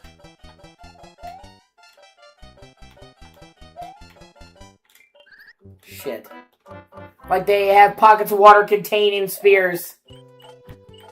And pockets of air. So you actually have, like, chunks of water right next to non-chunks of water. I think it's a clever idea. I don't like the doggy paddle swim.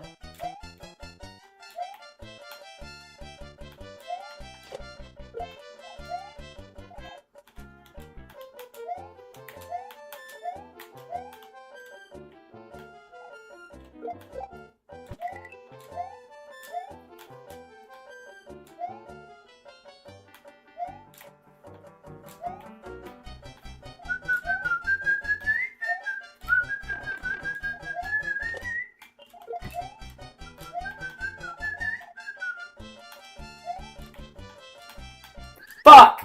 I actually killed myself by taking what I was standing on. Fuck me.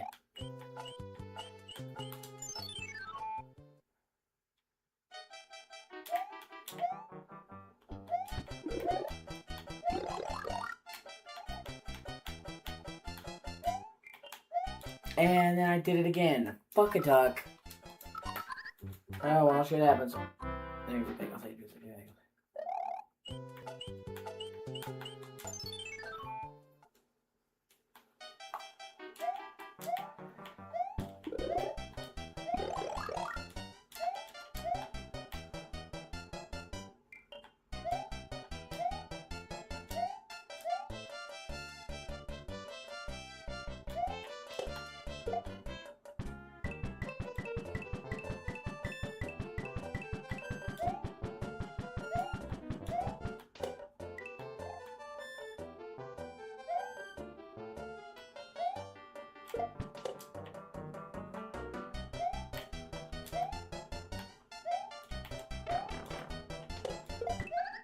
It's kind of a shame that you bailed on Mario Odyssey, dude, because I honestly do think Mario Odyssey is about as close to a perfect 3D platformer as you're ever going to get, my opinion. And why you wouldn't like the platformers with more wide open levels. I just feel like having a massive 3D moveset just works better in the levels that are bigger, that let you wander around.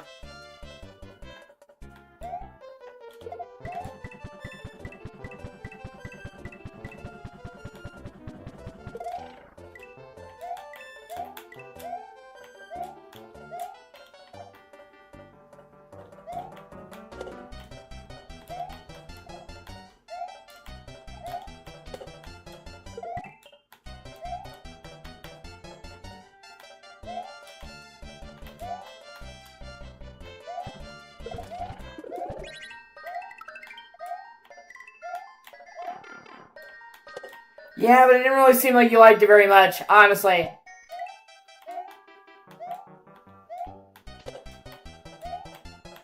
You played it for like 2 days, and when you talked to me about it, you didn't speak very highly of it.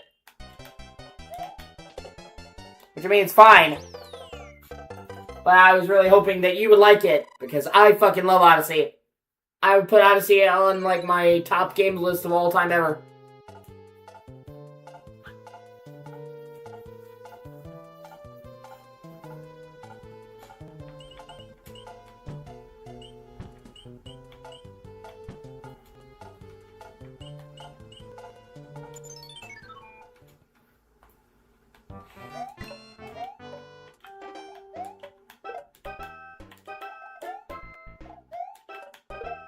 I really do think it's one of the best 3D platformers ever made, ever. Wow, I got lucky there. Holy shit.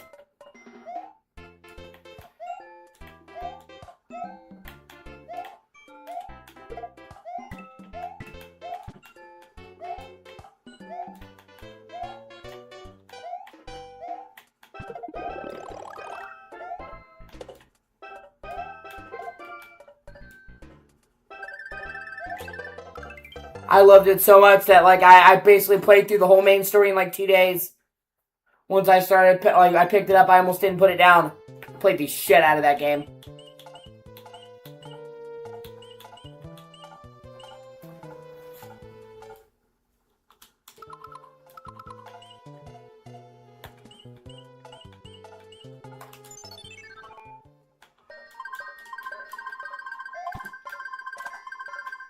Oh shit, I forgot the frog suits in this game.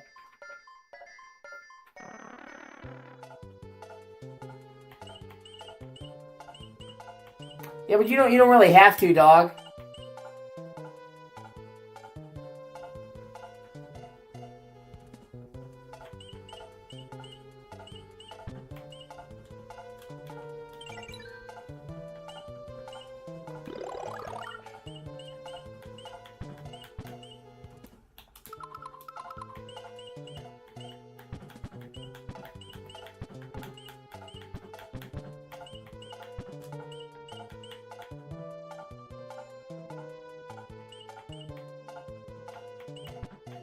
I'm trying to get the bridges to come down. Because I feel like once I do the castle, it's gonna lock off the rest of the world.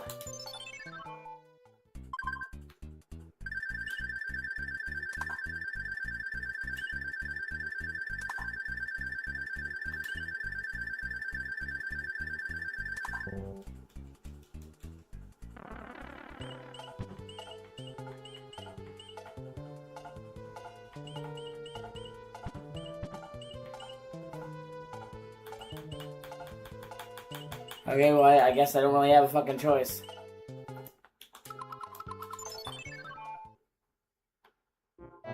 Oh, yay, an underwater dungeon, that's...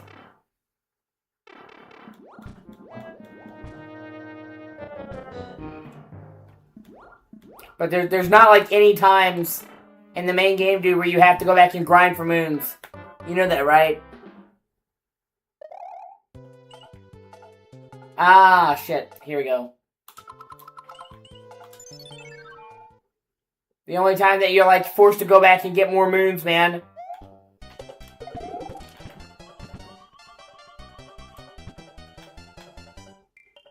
Is if you want to get all the optional shit.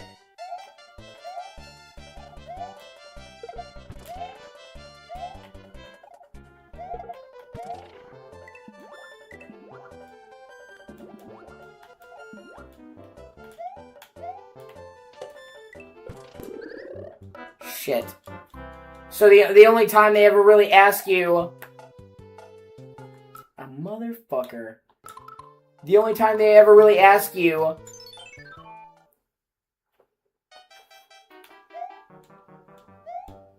Yeah, I don't really know what you're talking about there, dude.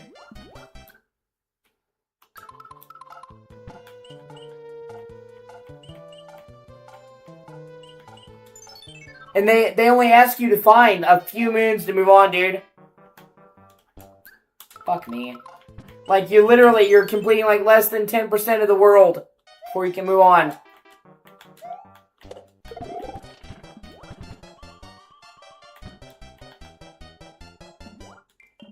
Oh my god, you fucking...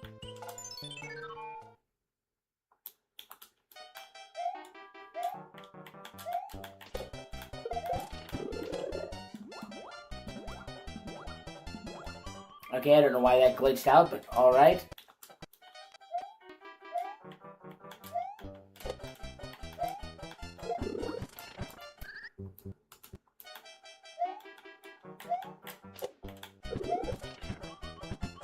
And see, man, New Donk is such a great level.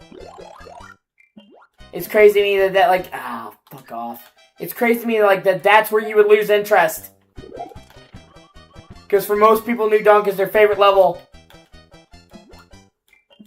Fuck you. I don't know if it's my favorite level, but it is really good. And it's surreal seeing Mario in like a fucking New York-like metropolis with regular-sized people. Fuck.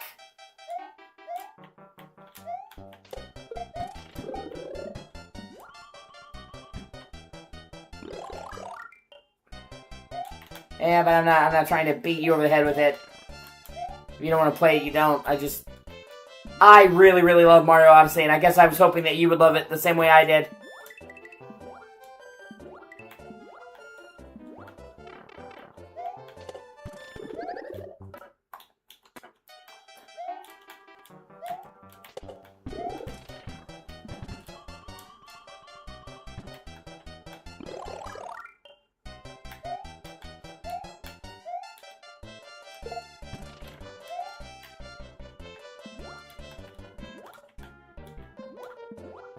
Oh my fucking god, that fish.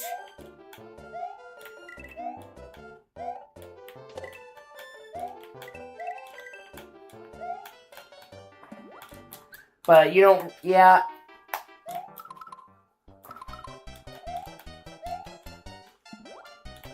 I don't know, man. I just recently 100% complete beat Galaxy the other day, dude. And I like Galaxy, man, but there's just so much filler.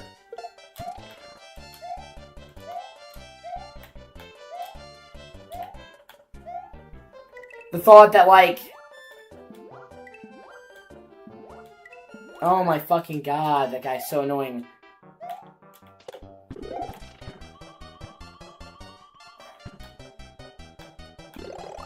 I would say, like... 30 of that game's 120 stars are just doing the same shit over again. Like, a quarter of the stars are like fucking filler stars, man. Do the same stage that you just did. But now the enemies are harder. That's just kind of not fun to me. And, like, literally, I'm not even kidding, like, 30 of 120 stars is just repeating stages, but slightly different. That's just really a drag to me. You know, like, there's all these optional fucking stars in Mario Odyssey, but they're stars that you haven't gotten before.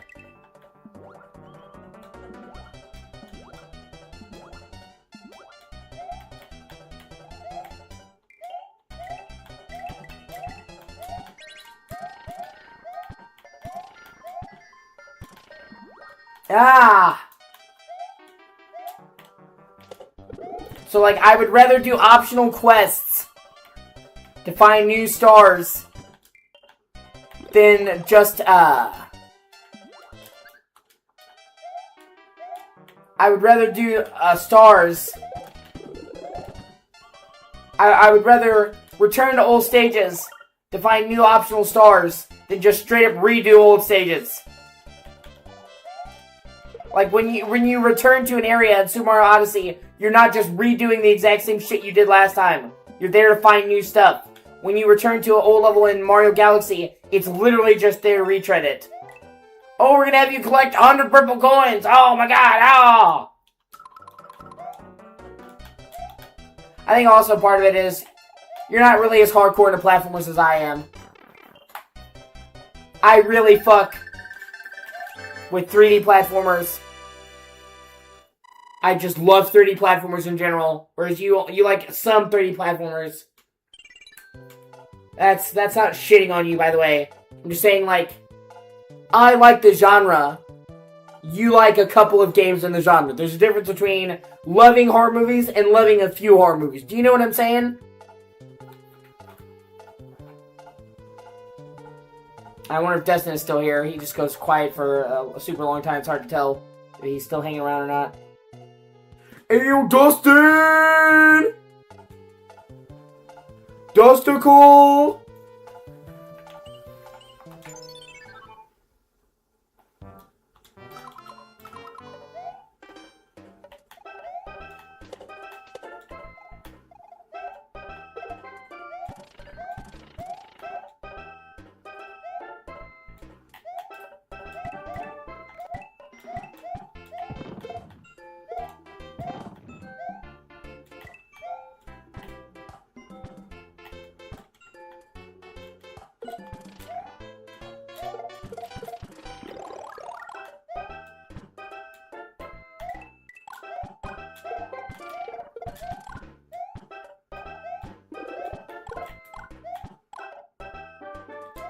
No, well, not exactly hurting for our lives.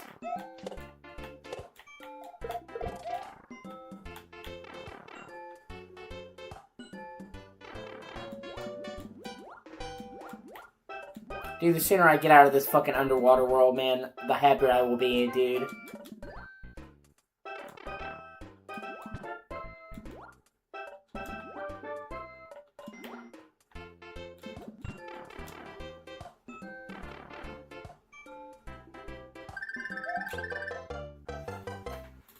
Oh, wahoo!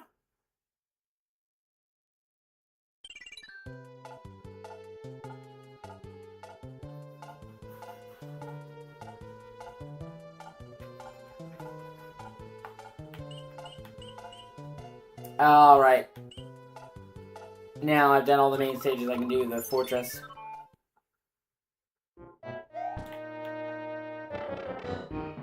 The underwater castle, because why not?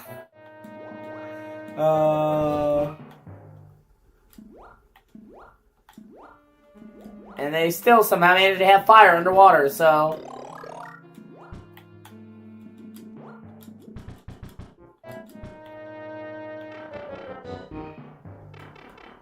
You know, so, like, have you heard about the critic reviews? Have you heard about the critic reviews for,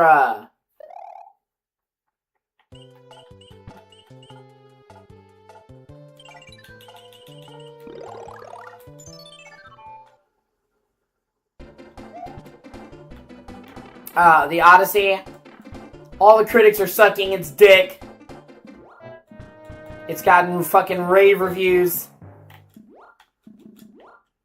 They're saying it's Nolan's highest reviewed movie. But honestly, I just don't trust movie critics.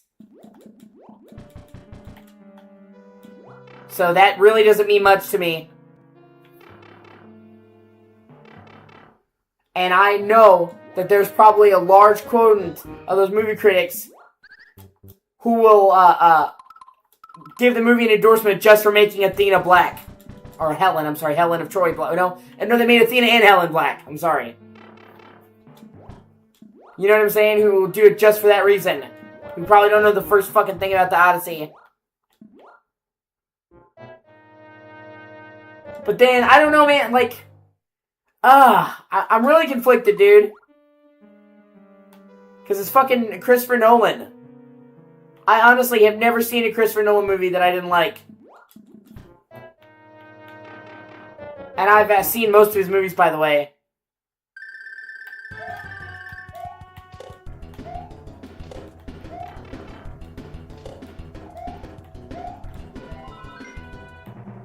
But then I see what he's doing to this fucking...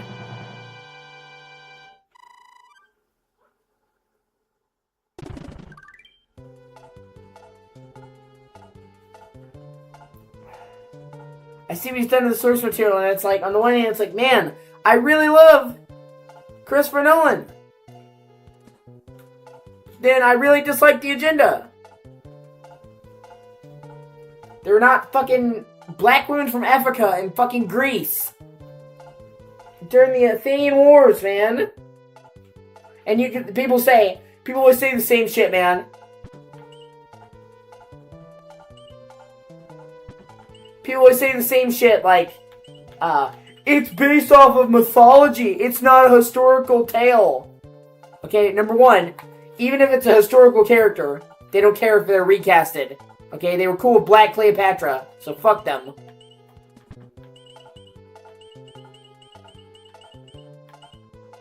And two,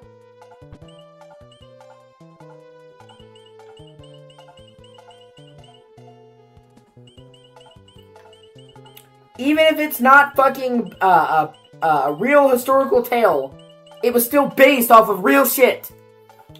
People don't get that.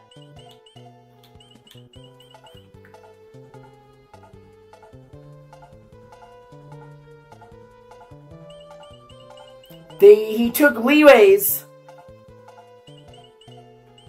with the story. He added stuff, he added mythology, But the Odyssey's based off of real shit. It was heavily inspired by the effects of the time. So it's like he had a story that was based on historical shit.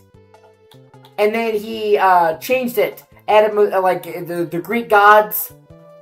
And changed around the story. But it was still based off of real shit of the time. It's not like a wholesale fucking fiction.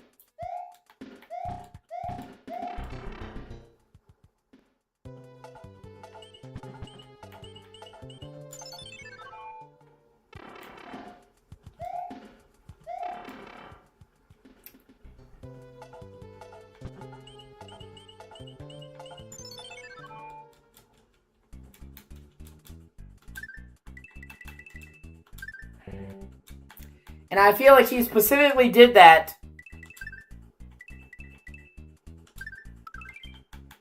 I feel like he specifically did that just so he could get awards.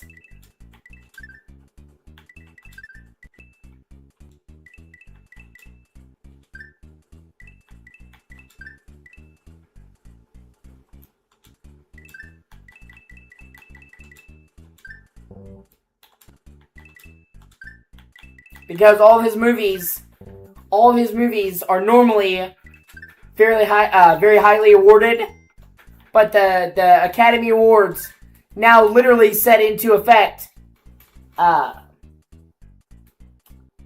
diversity quota. You have to now have a certain amount of black people, a certain amount of this people in your movie, of women in your movie, to be able to count for an award. And so his movies normally get like really great awards.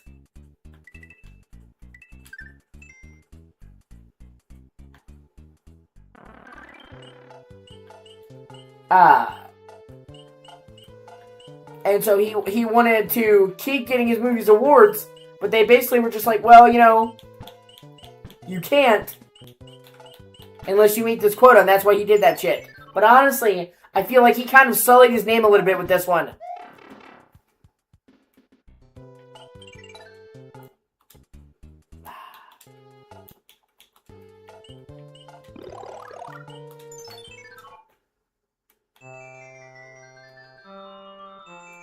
Like, he already had enough critical acclaim. And then it's just like, okay, we're gonna be diverse. We're gonna be diverse. Why are you not hiring any Greeks?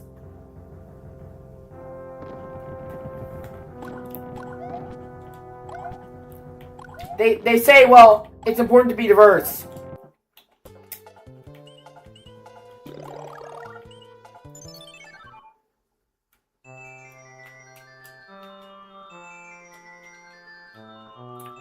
And then they have a chance to hire Greek people and they don't. Why did you not hire Greeks?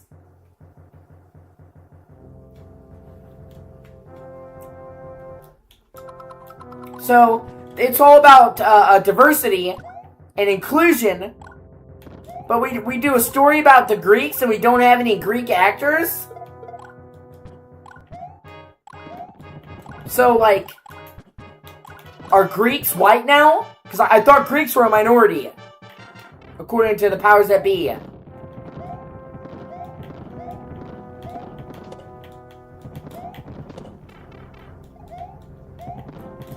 It just really bothers me, man.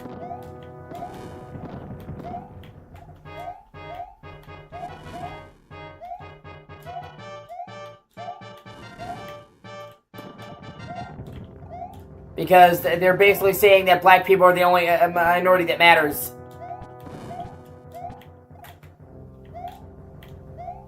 And honestly, fuck me. And honestly, hot take here, I guess I'm getting canceled. A lot of black people act like they're the only minority that matters.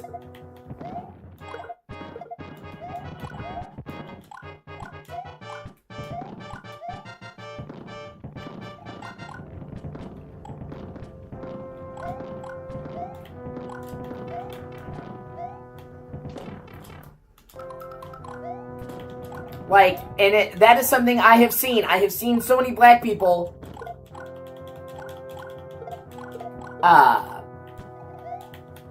literally not give a shit about any race but their own. By the way. Oh shit, hold on. My internet dropped there for a second. Stuttered. Okay, now it's... Okay, now we're back. Like, if you ask most black people, what do you think about the whole ICE thing? Do you think they would give a shit? Do you ever see black people rallying against ICE? Every time you look on the news, and they're like saying, fuck ICE. It's always a fucking white person. You don't ever see any black people saying, we gotta help us stand with our Mexican brothers.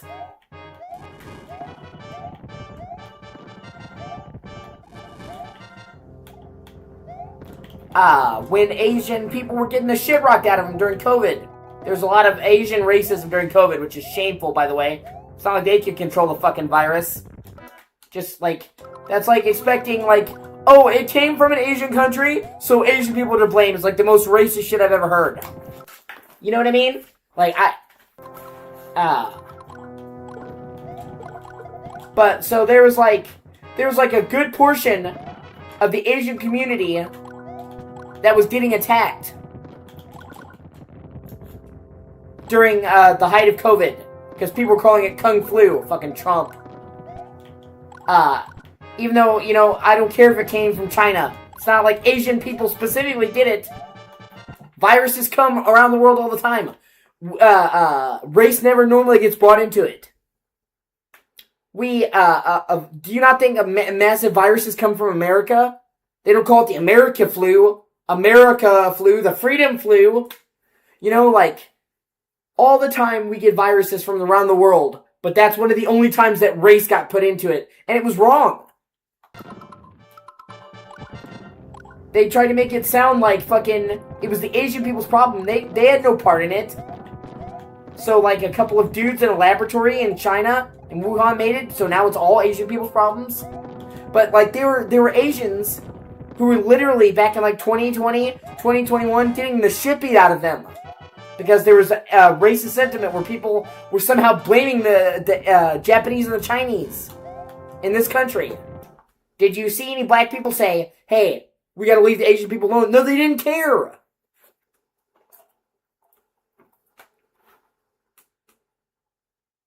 Hold on, let me check my drink for fucking flies. We have flies flying around, so I'm just checking.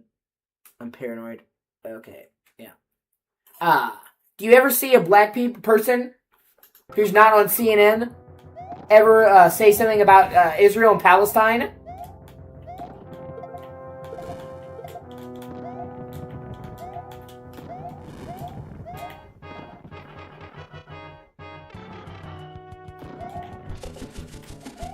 Nope. They don't fucking care. Like, black people, a lot of black people, and obviously I'm not saying all black people, but I'm saying a lot of black people literally act like they're the only minority. And they're the only people that suffer.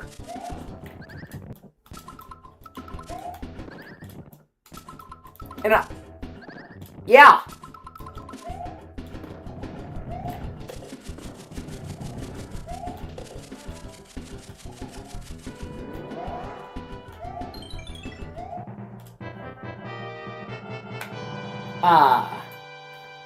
You hear black people talking about the Ukrainians and how they're getting fucking slaughtered?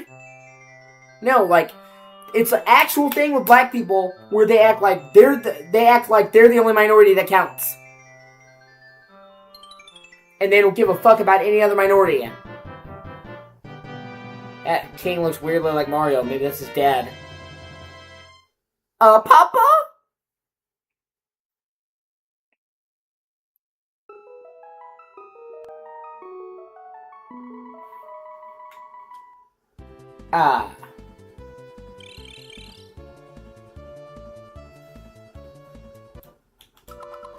And even when they acknowledge other races, they will always tell other people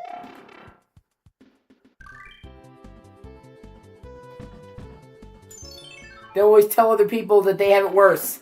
Literally. Black people will bring up slavery. And then somebody will be like, hey, did you what do you think about what happened to the Jews? You know, because the Jews were a record as being slaves in Egypt for hundreds of years. Literally, a lot of Egyptian owned Jews as slaves. A lot of Romans owned Jews as slaves. And they're like, well, we were slaves. We had it the worst. And I'm like, oh yeah, I forgot there's a giant world. It's cool. I'm like, okay.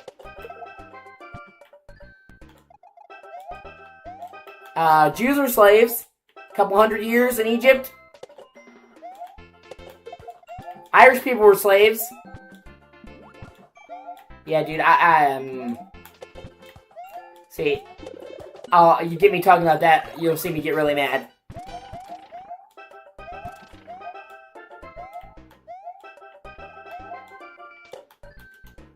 So many people diminish the suffering of the Irish. I've actually had people try to tell me the the Irish people were never slaves. They said, well, they used the same excuses, ironically, that the slavers did. They said, well, technically, it's not slavery, it was indentured servitude. Dude, they were forcibly taken from the UK, put on ships in chains, sent to the US. They were forced to work. They were forced to work for no money. And statistically speaking, most of them died before they were free. Literally, how is that not fucking slavery? You forcibly take somebody from one country to yours. You make them work for no pay. You beat them. You treat them like second-class citizens, and most of them die before they were free. How is that not slavery? But because they called it indentured servitude, it doesn't count. Like, a shit ton of Irish people came to this country in chains, dude.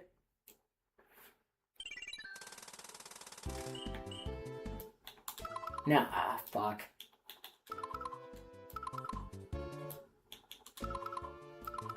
So it's a really big pet peeve of mine when people try to act like the Irish weren't persecuted. I've actually had fucking Karens. The Irish are white. They weren't persecuted. They didn't treat us like we were fucking white. They literally made Irish people use the colored people's bathroom.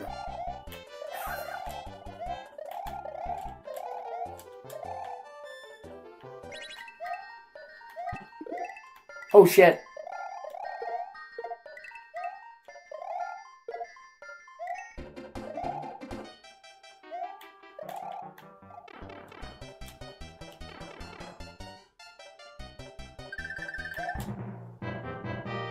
Oh shit, I got 3 stars.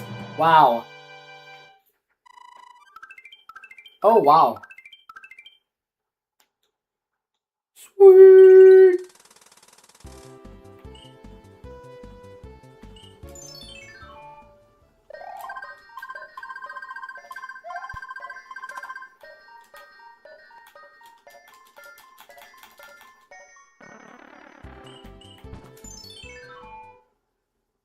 And honestly, oh my god. If you ask me, dog, I think out of all the races, the Jews probably had it the worst.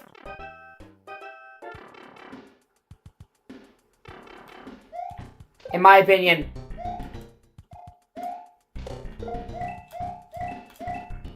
A lot of races have gone through some fucked up shit, but never a genocide like the level what the Nazis did to the Jews. In my opinion.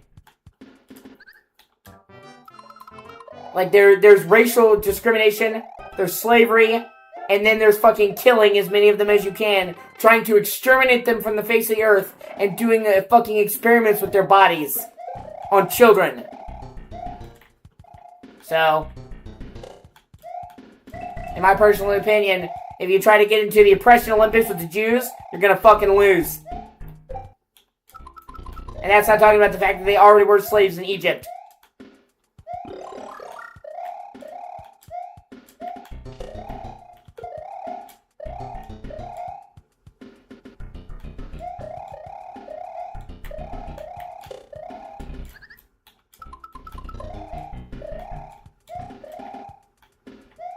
So, like, that, like, I could rep the Irish people, and I could say, well, the Irish people had it the worst, because they're my race. But I'm not gonna do that, you know what I mean?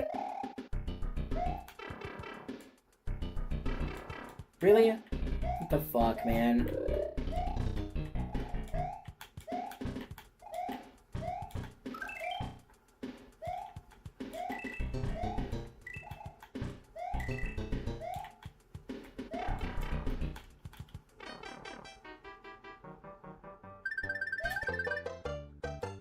Wow, I keep getting stars. That's weird.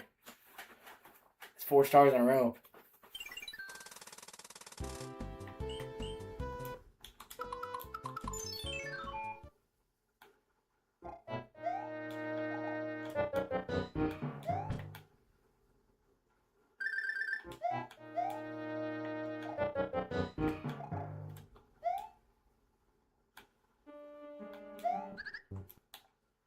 And yeah, it is a losing battle. It just pisses me off.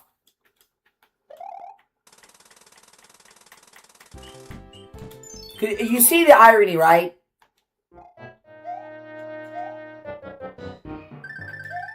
Where it's like they're sitting there saying, hey, well, what about us? Think about us. And they're not willing to think about anybody else. How can you ask other people to think about you when you literally aren't willing to think about anybody but yourself?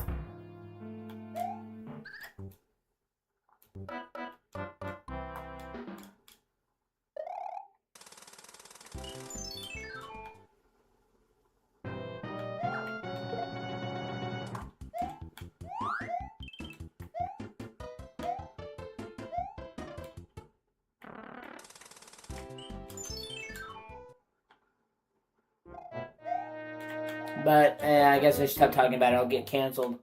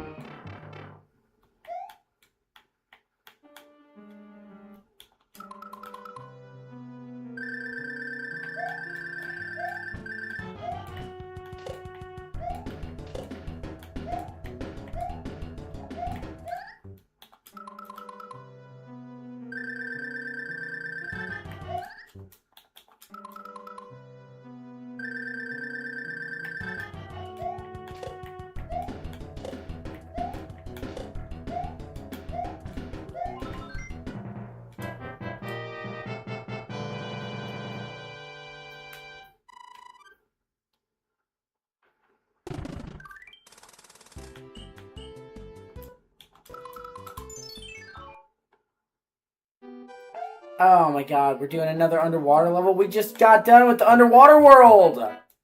What the fuck? Oh wow, shit.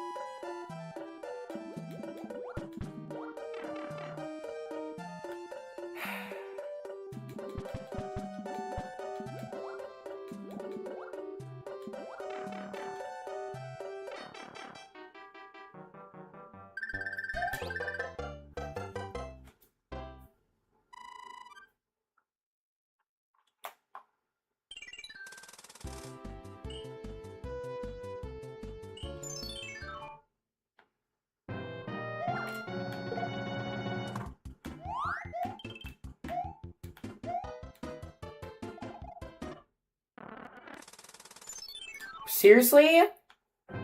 Fucking 2 hammerhead bros back to back? Oh my god, that's so lame. I did it first try. So that's cool.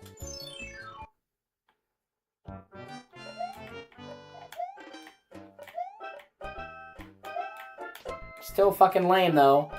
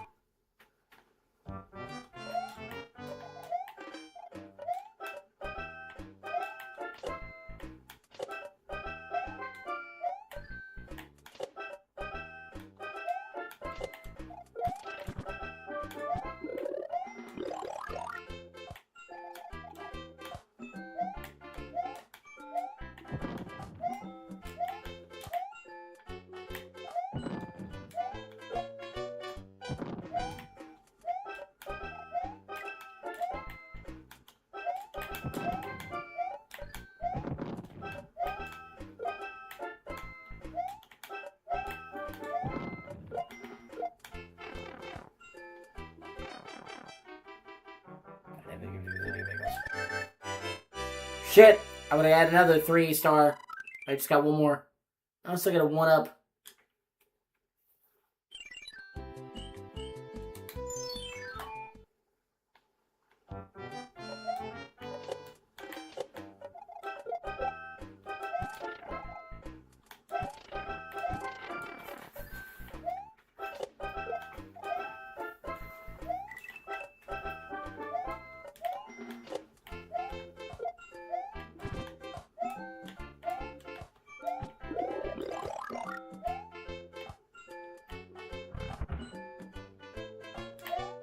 Oh, change the size of the world back to normal. That's cool.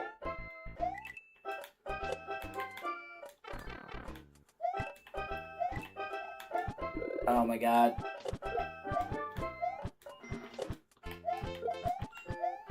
Ah! That's cool though, I forgot that you can actually do that.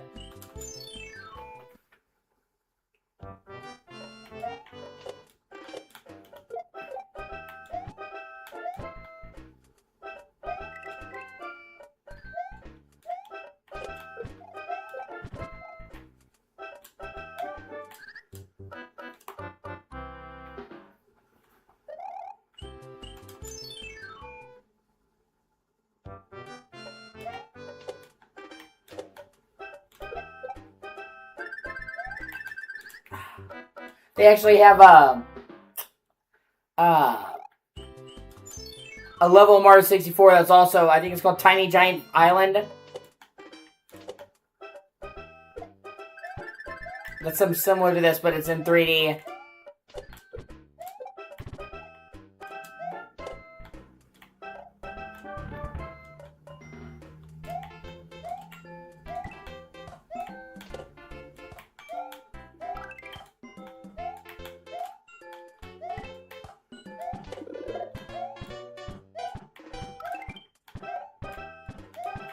Oh my fucking god.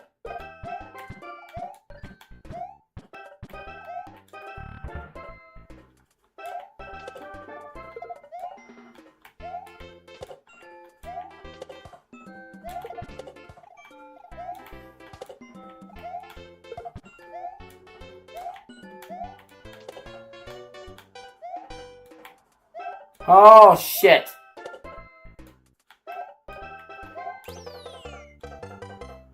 Ooh, that was close.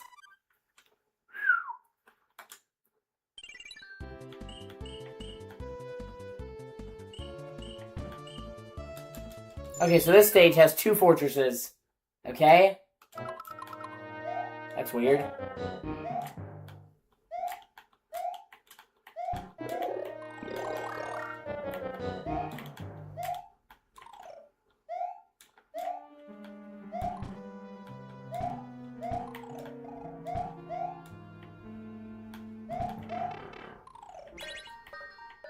Ah!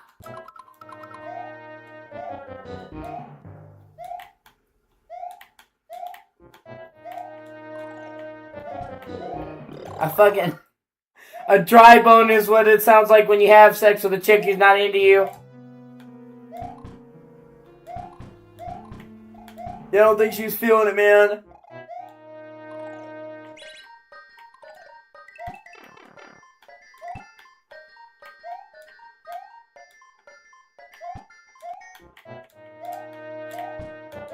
Just give me a dry bone.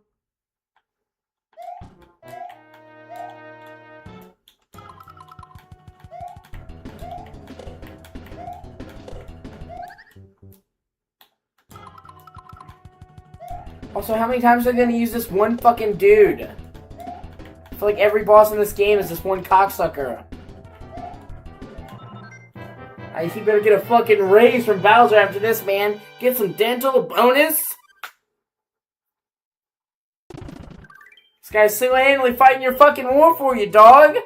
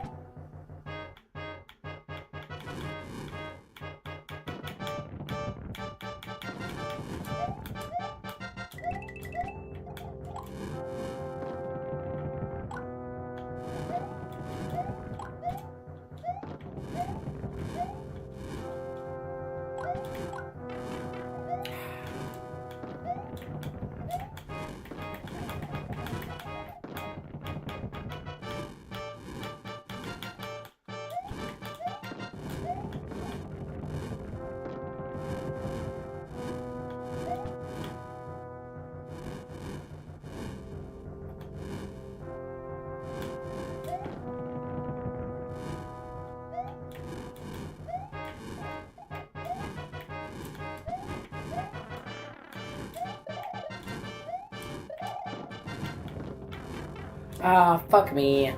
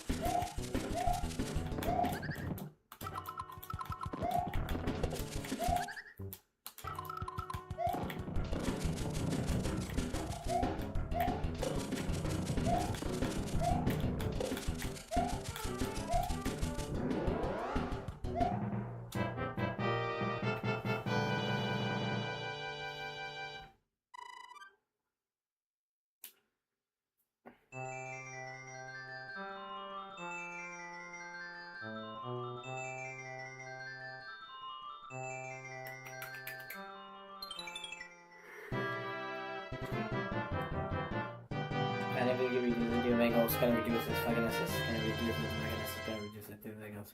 Hey, that's where can I reduce it to fucking assist? Can I reduce it to bagels? Hold on, let me check my drink.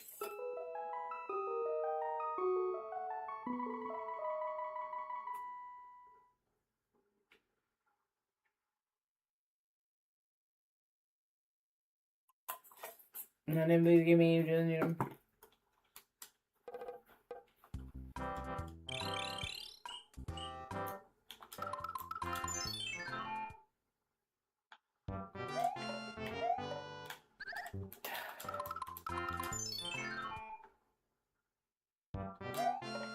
Really? Yeah.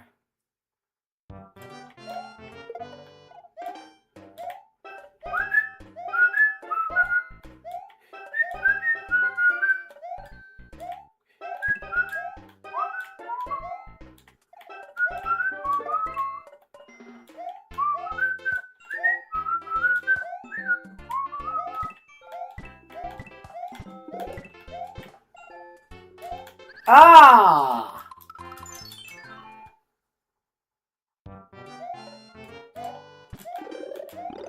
Oh shit.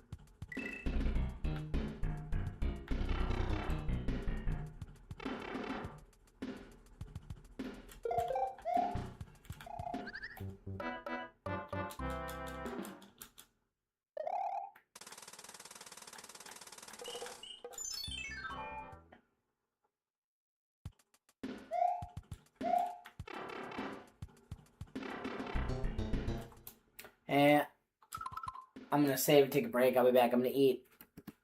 Thank you for watching. I appreciate you. I'll see you in a bit.